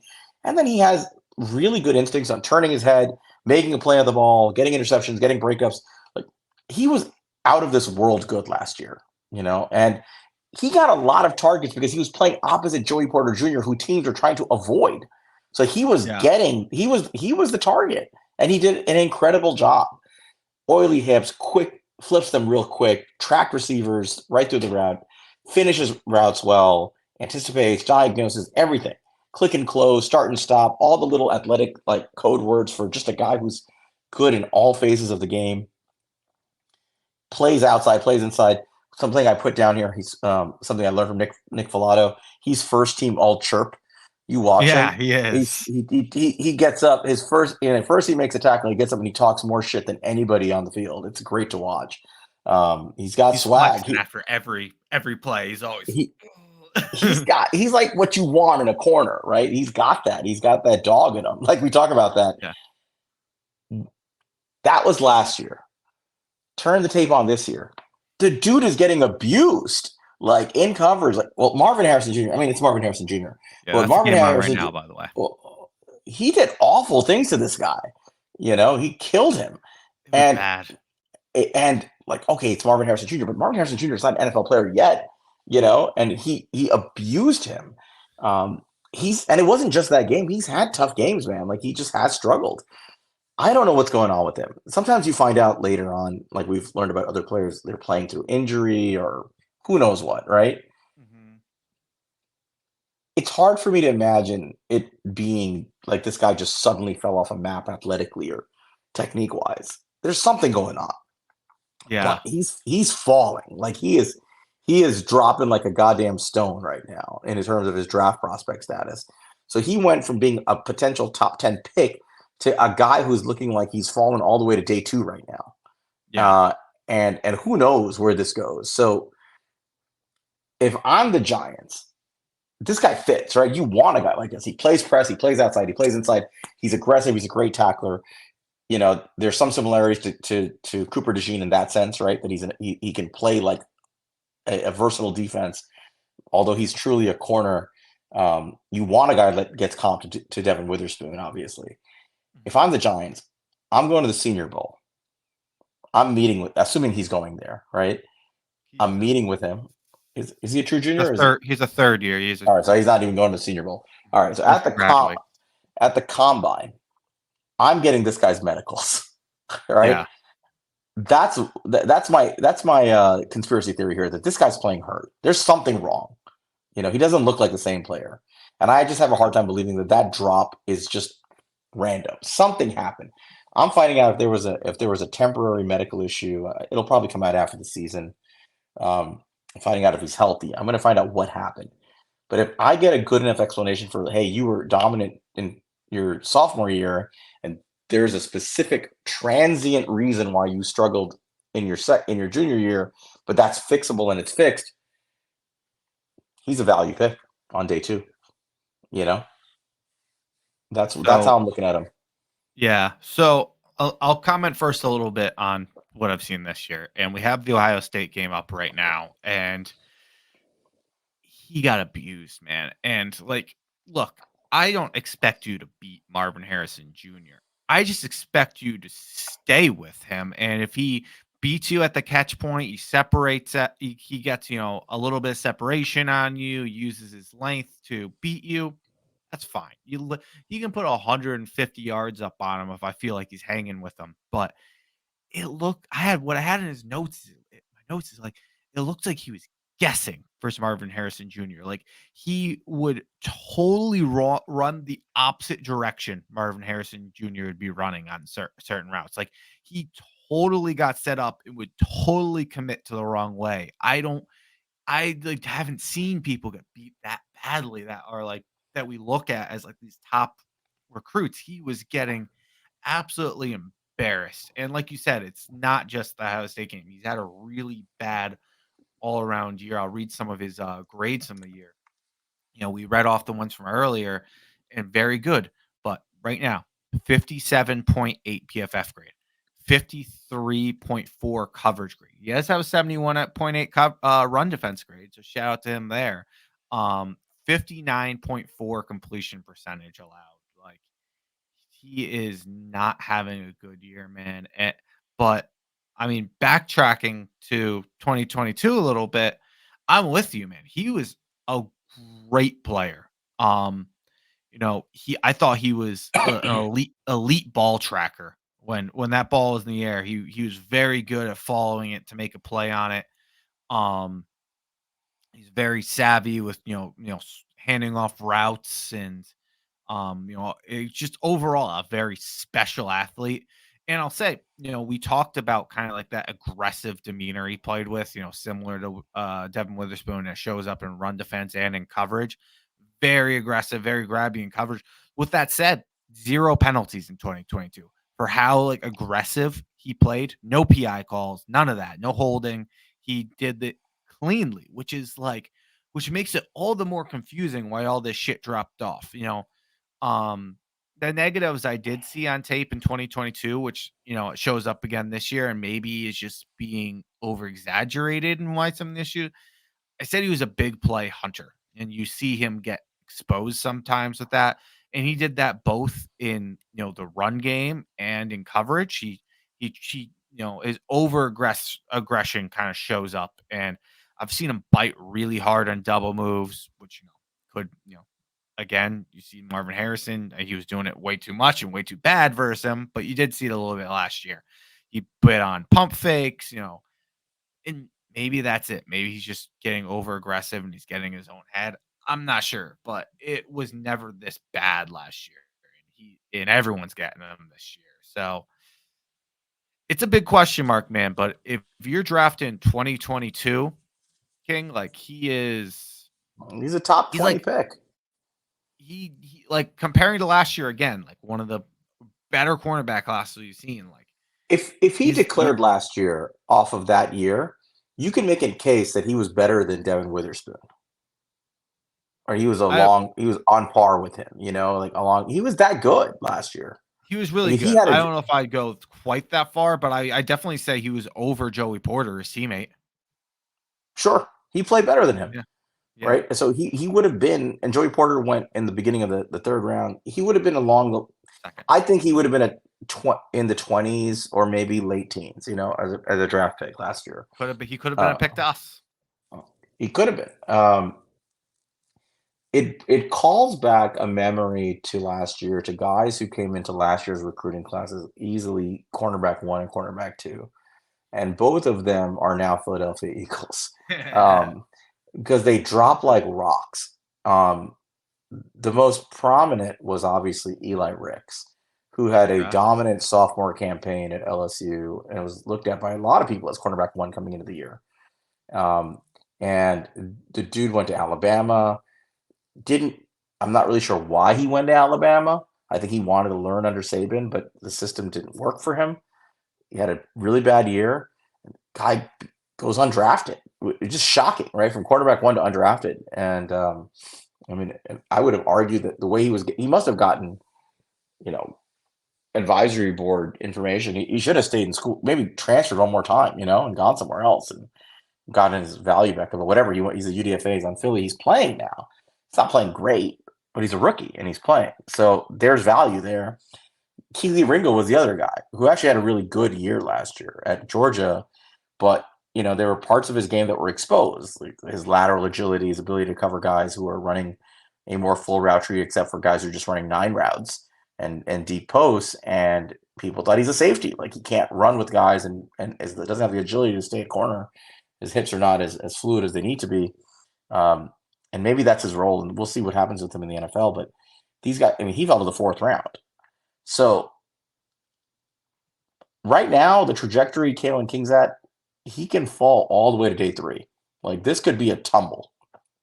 And the question I have is, like right now, like Trevor Sikkema and on the PFF big board, they still they have him at 30, but the trajectory is bad. And at this pace, unless he completely turns around in the last few games of the college football season, there's not a lot of games left. There's like 4 games left. I can see this guy tumbling right to day 3. And again, a fascinating case for the combine to find out what's going on with him. Is it a coaching issue? Is it a personal issue? Psychological issue? Is it a health issue? But I can't unsee that 2022 tape. There's something in there that's uber talented. It's just a matter of where you want to take it. Somebody's going to get it, and we'll see what he becomes. But not trusting him with a day 1 pick, that's for sure. Yep. Yeah, I agree with you. It's going to be interesting how this whole this thing falls, and hopefully he can pick it up at the end of this year. But not really sure what happened to him. But I mean, I guess you talk about this kind of a precedent for some cornerbacks dropping off. So we'll see, Anyway, man. interesting Yeah. case. Do you have anything else on him? No, but I do want to get to the next guy because All right. I love the next Get into guy. him. Yeah. I do too. Yeah. So, All right. which one of us is introducing this? Am I introducing this one? I am. I think you are. Yeah. So let me pull All him right. up.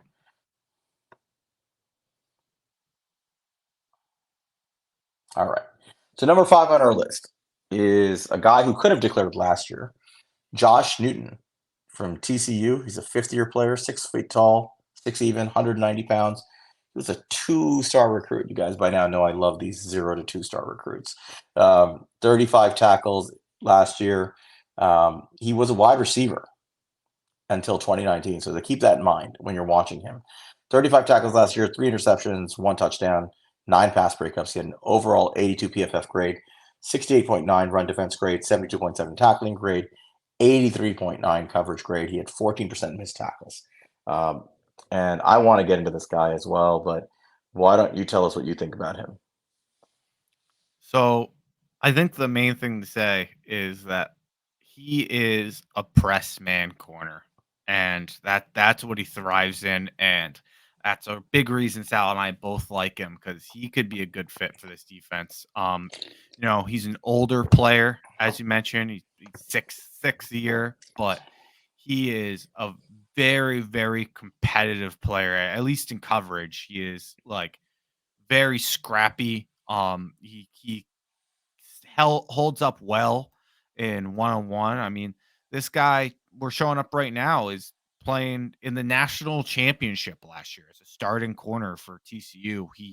This guy was a huge reason for their success last year. He was number 3 in FBS last year with a 35.3% reception allowed.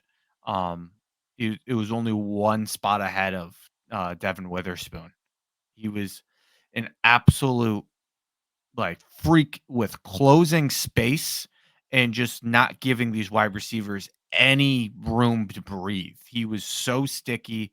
He's a good athlete. I wouldn't say like a great athlete, but he's a good athlete who has quick feet, fluid hips, very explosive player. He'll explode, to make a play on the ball, to make a play and run defense, things along those lines.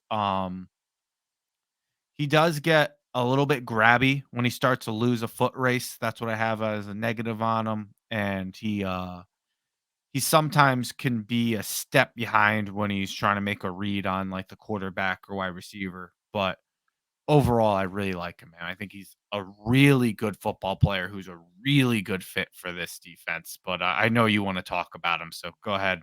What do you like about him? I love this player for the Giants. He's a giant. Like we said Giant. about Nate Wiggins, he's not a giant. Uh, Newton, he's a giant. He through and through. So when you watch him, the one word that comes out when you think about him to describe him is competitive.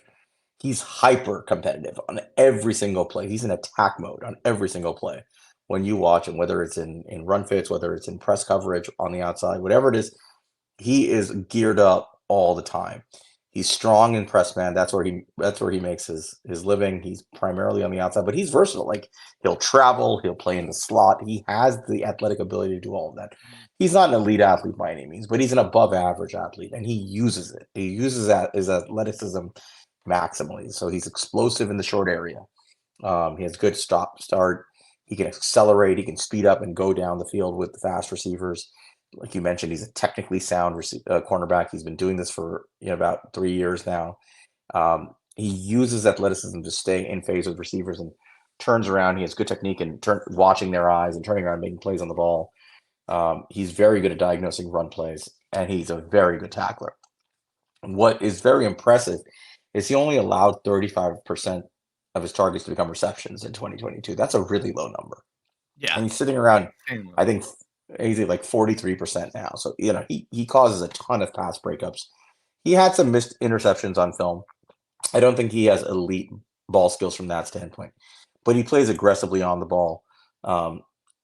He, like you mentioned, he gets a little grabby if he gets beat, but he's still fast. He's plenty fast. He reminds me a lot of Deontay Banks. The way he plays football is very similar to what Deontay Banks looked like at Maryland. Now, I don't think he's going to test like Deontay Banks. He's not the innate athlete. Like he's not going to run what did he run, a 4.35 or whatever he ran? He was like almost like a 10 RAS. Right. He's not going to do that. He'll probably run like a 4.4, something along those lines is my guess. I'd be surprised if he's in the 4.3s. Yeah, I think he's probably somewhere in the 4.4s. Right. He's plenty fast. He's just not elite, world class fast. So he's not gonna. He's not gonna. Right. He's not gonna blow up the combine. The way a guy like Deontay Banks tested. But again, the way he plays football, like sometimes we overdo it with that speed. Like that's great in long speed, and that's important. But like there's a threshold. He's fast enough, and his technique is so good, and he's so aggressive and competitive that this guy is going to be a good football player. So, Newton is a guy who's interesting because of his age. He's in his 5th year. He may not go like as good as he is on film. He should go earlier. Should be like a top half of the first round guy. Yeah, but because of his age, I think is he a first round player? I don't think so. No. I think he's a day 2 player. I think he's a second round cornerback. I think he's on Friday if you're not watching the draft on Friday night and you're checking your phone and you see like guys come off the board in the 40s and you're like, oh yeah, that was a good player. Let's see where he went. I have a feeling that's where Newton lands, somewhere in the 40s. I think he's too good a player to fall below that, but I don't think because of his age and projection, he's going in the top 30. So again, this is a guy where if the Giants just want to sit tight and they want a corner, he could fall right to them. And they may just say, you know what, we'll take him. Brugler kicked him out of his top 50. Yeah. And it's probably because of age and projected athletic testing, Yeah, it's probably more what other guys did with their age and how well they've played than what Newton did poorly because he's having a good year. Yeah, he didn't do anything bad. And no, I mean, and to your Deontay Banks comparison, like, yeah, he's not the athlete Deontay Banks is. He's not. I mean, Deontay Banks was a senior. He was a 4th year, but he didn't have the upside Banks did. But he was more productivity than Deontay Banks had Right. coming out, at least this year. Right now, he has an 85.3 PFF grade, an 86.5 coverage grade, and a 44.4 completion percentage allowed. He has 7 forced incompletions already. Like he's having a very good year, despite TCU losing a lot of players on that defense and his running mate Tomlinson. But he's a good player, man. I think he'd step in immediately, and I think he'd be a starter and a great fit in Yeah. this defense. And Yeah. that second round pick might be a spot for him. That might be a spot for him. This is the thing. Like, when you're talking about projection based on the younger players and athleticism, you're talking about guys who you're going to take earlier, especially at the premium positions, right? Um, but that doesn't mean that you discard guys who are 23 years old. It Yeah. just has to do with where you take them, right? Like you may not take a 23-year-old at this position in the first round, right? But a guy who's 23, 24 years old, who's got sound technique and has production and is a more mature player, is a guy you think will step in and be more productive earlier in his career than the younger guy, right? Then the opposite of that is Cordell Flott, who was drafted at 20, right? Now Yeah. a year and a half in, he's beginning to look like something resembling an NFL player. Um, like a guy like this, you expect to come in and be a fairly productive player right off the bat, and be able to plug and play. But you're not going to take him in the first round. You probably take him, middle to back half of the second round. Maybe later. Maybe he falls into the third round. Maybe he falls further. I don't know, but I don't think this guy falls out of day two. He's just too good a football player, and he's too athletic for me to see him like fall that far. I think people will look past the age and look past, the number of years in college when they watch his film and they see that he doesn't test poorly, he tests well, just not elite.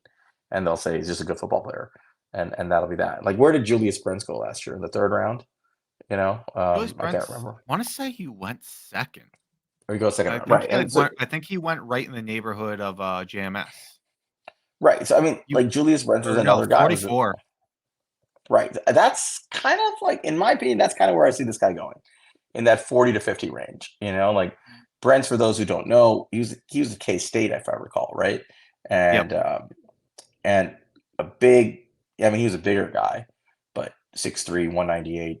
But he didn't like he had a good RAS score overall, but his long speed wasn't tremendous. But when you watch him on film, he did all the things we're talking about here. He was just a productive player, really good in run defense, really good in coverage, solid all around, didn't allow a lot of completions. The one thing he lacked might have been the long speed, um, but a good football player. And so those guys don't necessarily get taken round one, but they do get taken round two, and they're Mhm. viewed as solid starters. And again, Deontay Banks is a cornerback one in the NFL. He's not a cornerback two. He's a cornerback one. He's trending as a good cornerback Yeah. one. So And we're not talking about taking cornerback one here. We're talking about taking another good cornerback. He doesn't have to fit that role. He can just be solid. You can take him day two and fit him in. And I think this guy fits the bill. and while I have it up, because I looked up Julius Brents, just for example, right now the Seattle pick's projected to be pick 58. Some corners that went around that pick 58, 51, Cam Smith, very very good prospect. 56, Tyreek Stevenson, very good prospect. DJ Turner, 60, very good prospect. So like there can be some good cornerback prospects in that area, and this could be one of those guys, especially with his age. Yeah, I like this guy. I think he's a good football player, and I Great. do think he's going to end up being somebody drafted in that range. Again, we're going to have extra picks there, so it's something to think about, assuming we don't trade those picks away. But that's Yep. it. That's our. Is he five? Yeah, he's our five, right? Yep, that's our top 5. All right, so let's recap our top five very quickly. Number one, we had Kool-Aid McKinstry from Alabama. Number two, we had Cooper DeJean from Iowa. Number three, we had Nate Wiggins from Clemson. Number four, Kalen King from Penn State. Number five, Josh Newton from TCU, which brings us to our My Guy segment. Each of us picked one My Guy. Why don't you go first? Tell us about your guy. Sure. So I went ahead and I brought up Quinyon Mitchell, and he is a small school kid. He was out of Toledo. He's 6 foot 196. He's a fourth-year player. He was a 3-star recruit, and in 2022, he had 41 tackles, 5 interceptions. He actually had 5 drops, so he could have had up to 10 interceptions. He had 2 touchdowns, and to the point of the 5 interceptions, 2 touchdowns. There was one game he had versus it was Northern Illinois or something like that. He had 4 interceptions and 2 pick-sixes in one game. So wild game. I watched that. That was crazy. He led the country in passes defended at 25. He had 13 PBUs. He had a PFF grade of 92.5, which was first among all cornerbacks in the country last year.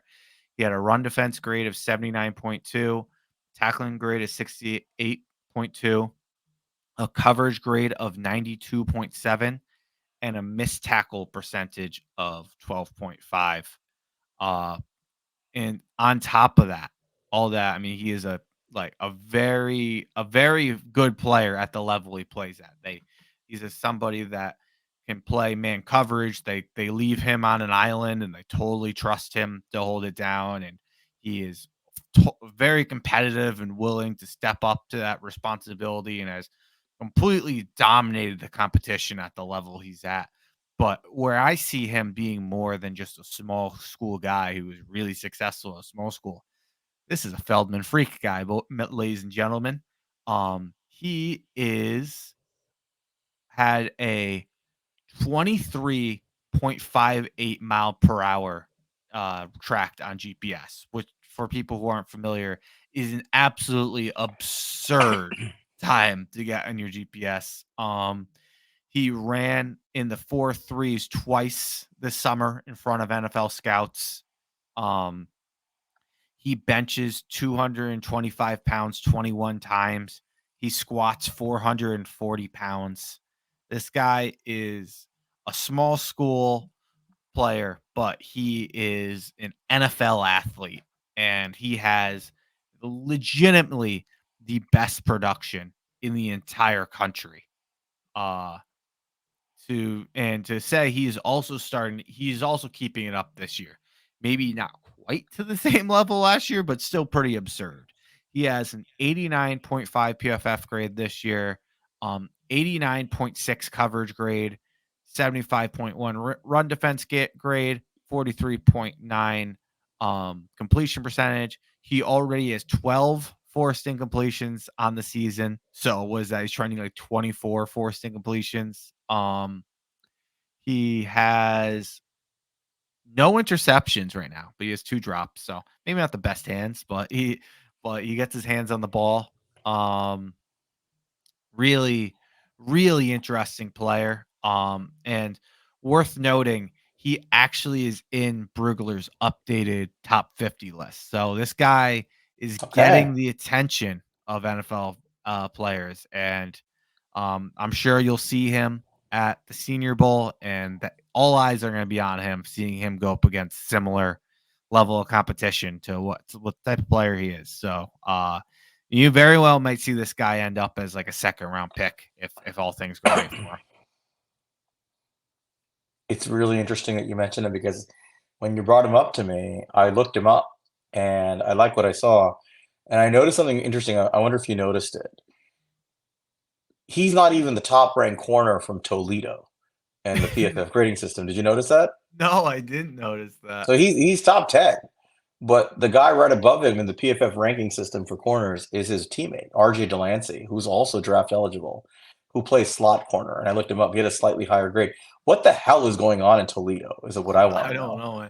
There was Uh, the Feldman freak list also had I forgot who it was. I think it was like a running back or something, but one of his teammates got shout out in the Feldman freak list too.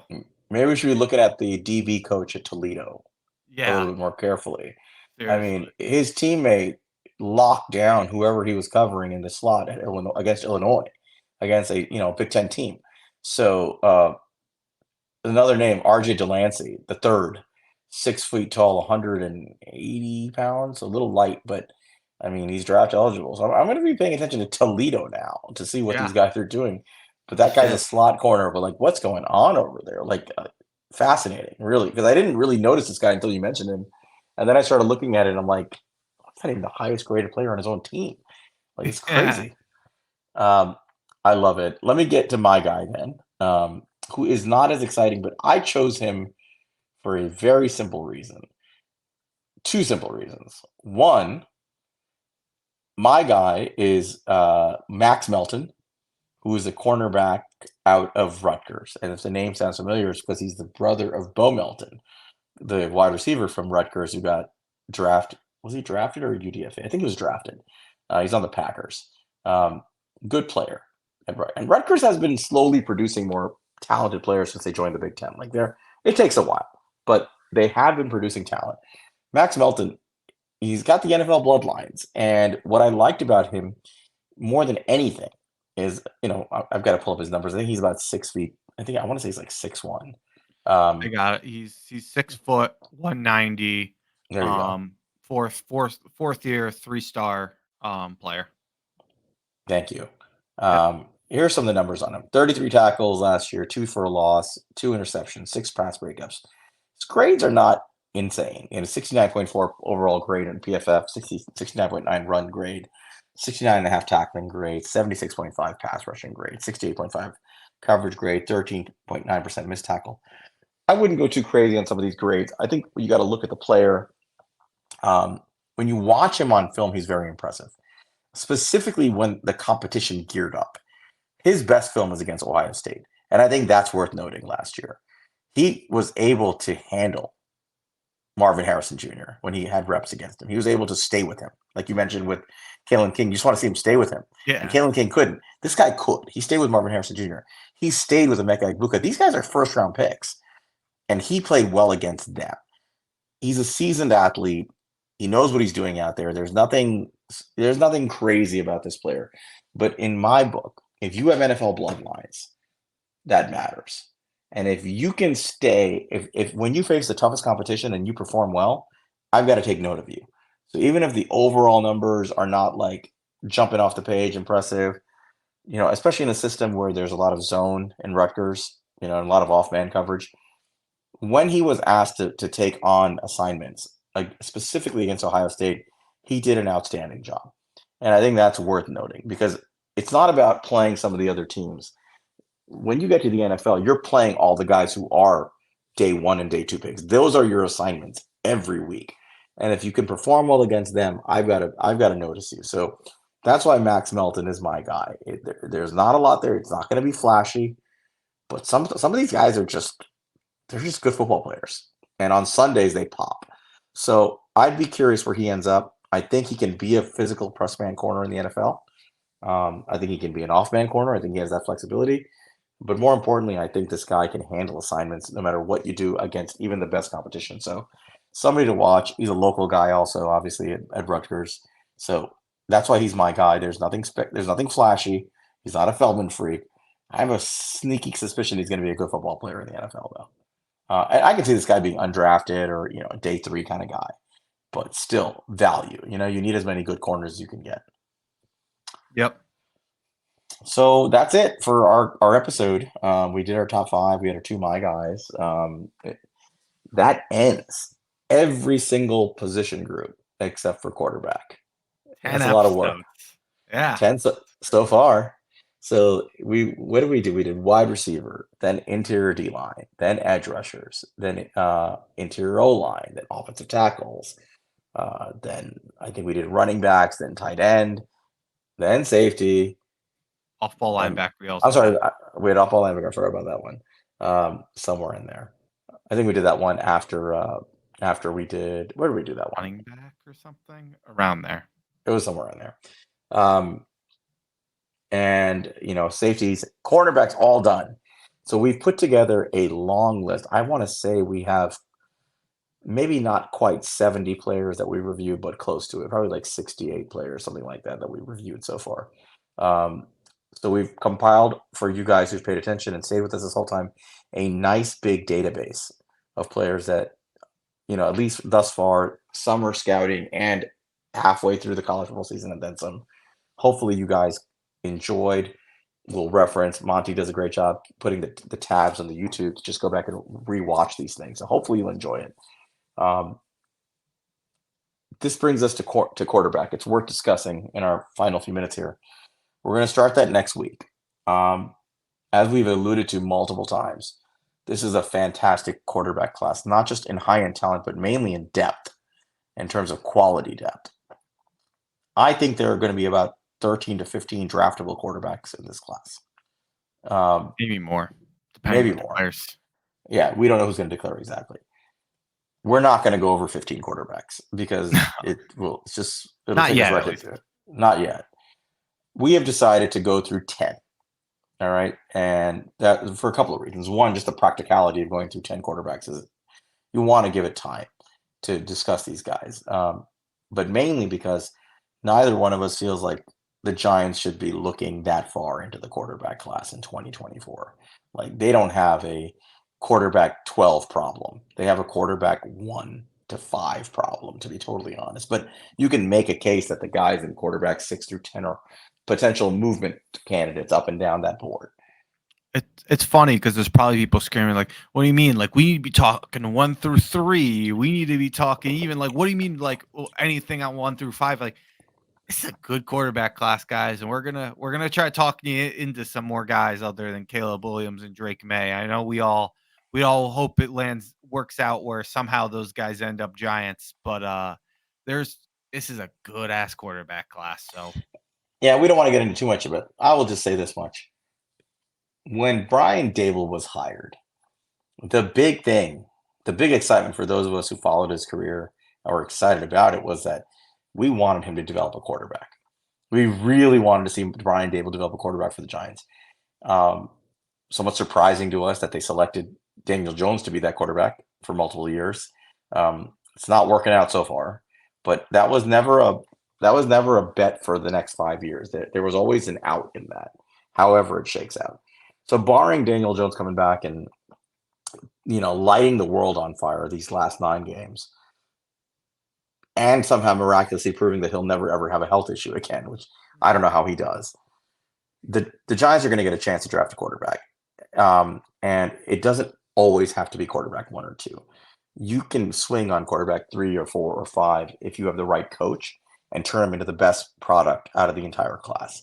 And it's worth going through these guys in depth. So we're going to get that started next week. I think we're going to try to be a little bit more detail-oriented in terms of the specifics we're looking for in these guys, what we like, what we don't like, what translates specifically with Brian Daboll, and what we would see in these guys as Giants. I think we've decided to break it into 2 episodes because each 5-man group deserves their own time. And as you can see, we're not very good about time here. We're about to hit 2 hours. Right. Well, but fuck it, who cares? So we're going to be getting into that next week. I know you guys are eagerly awaiting that. We're getting to work on it pretty much right away, although we've already done some work on it to get ready. But before we close, as always, there are some games to watch this weekend, and I think some good ones. I had them loaded here. It's really, really good. No, don't do any pumpkin picking. That's over. We're past Halloween. Now it's time for football this weekend. I go to an annual pumpkin drop. There's a farm near our home. Sal. on Sunday. Okay. I'd rather watch college football than, I'll be honest, I'd rather watch college football than the Raiders. That's fair. Yeah. But every year there's this farm near us that has it's a great fall farm, and they have this jumbo pumpkin drop. You ever see one of these things? The pumpkin smashes. Oh yeah. They have a crane pick up their largest pumpkins. I'm talking these things are behemoths. Yeah. And they raise them up 50, 60 feet, and they just smash them, and there's pumpkin flying everywhere. Kids love it. It's a lot of fun. They have really great apple cider donuts there too. That's why I really go. The best, man. That's the beauty of living in Virginia. I'm sure you've missed the Mid-Atlantic. But I got plenty of the apple cider up in New England. All right, there you go. But here's some good games to watch this weekend because there's some doozies. So number 1, LSU Alabama. This is a good one. That's the one. Obviously, annual grudge match. SEC battle. We've mentioned so many prospects from LSU and Alabama that there are tons of guys to watch right off the top, like Kool-Aid McKinstry from this class that we just discussed from the cornerback class, matching up against Malik Neighbors. Two of is our probably favorites on each side. right off the bat. There's another cornerback we didn't get into from Alabama. Terrion Arnold. Really, Yep, he was 28 on Brugler's 50. He's going to be lining up against Brian Thomas, who's a riser in the wide receiver class from LSU. Who's 25. I think that's how this is going to line up. Mason Smith, the defensive tackle, although I don't think he's had the best year, but he's on the team. He's worth noting. Alabama has Dallas Turner, the edge rusher, who's quickly risen. When we reviewed him, we thought he was more like edge 4. We had him 5, but I was a little bit higher on him. I thought, and we mentioned that 5 with room to become 1, right? Yeah. Like the upside. That he had upside. He's become 1. He's my 1. He's 1. If at worst he's 2 right now. Yeah, he's past Jared Verse. 1 right now. Yeah. I think you can make a case Latu is 1, but because of Latu's injury history, I don't think he's past Dallas Turner. They're good players here, on both sides of the ball. This is just from pure football perspective, it's a great game. Just if you care about the prospects, this is the game to watch. There's a couple other good ones. Notre Dame, Clemson. Even though Clemson's team isn't great, they have good prospects. We mentioned Wiggins in this class. Obviously, Jeremiah Trotter Jr., Barrett Carter in the linebacker class. We didn't even mention Will Shipley, the running back, who's having a good season from Clemson. Cade Klubnik is not eligible this year, but we'll see what he does as a quarterback next year. And obviously Notre Dame, Joe Alt, Audric Estime. I don't know who else I'm missing from their class right now. I don't know if we reviewed anybody else. We have Cross. Yeah. Howard Cross's son, the defensive tackle. We didn't review him, but he's rising quickly. Yep, he had a very good year, and he's interior defensive lineman. Right. Let me see. There were a couple other games I took note of. Another big one, Washington versus USC. That's the one. That will be the other one. That's the big one. And for people who are, want to get a little head start on their QB studies, we got Caleb Williams versus Michael Penix. That's going to be a shootout. Fun. Yeah. That's fun. So obviously Caleb Williams, Michael Penix Jr., that's the showdown. But there are a ton of prospects in this game. So USC, they've got a couple of receivers, Williams and Singer, who are, I believe, both draft eligible this year. And Rice. They've got Bear Alexander, who we did not review. He's a transfer defensive tackle from Georgia, goes to USC, and he becomes essentially one of the most dominant defensive tackles in college football. He's like the one good defensive player on that USC team right now, other than Bullock, who we did review last week as a safety. Yep. So you got those guys on the USC side. Washington is loaded with prospects. Penix. Rome Odunze. We talked about him as a wide receiver, saying the one thing this guy is missing, because he's got every trait lining up as like a wide receiver 1, was his ability to do well on competitive catch throws. Like I think he was at 50%.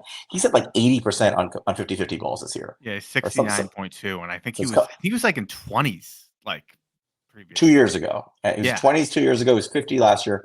He was in 80s for a lot of this year. So far, he's at 69, and he's now like leveling in at right.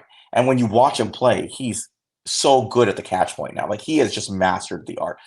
He's finished the one thing that needed finishing in his game. So he's rising up. And a lot of people I see him have listed as wide receiver 2 right now. He's in that battle with guys like Keon Coleman from Florida State. Malik Neighbors, obviously.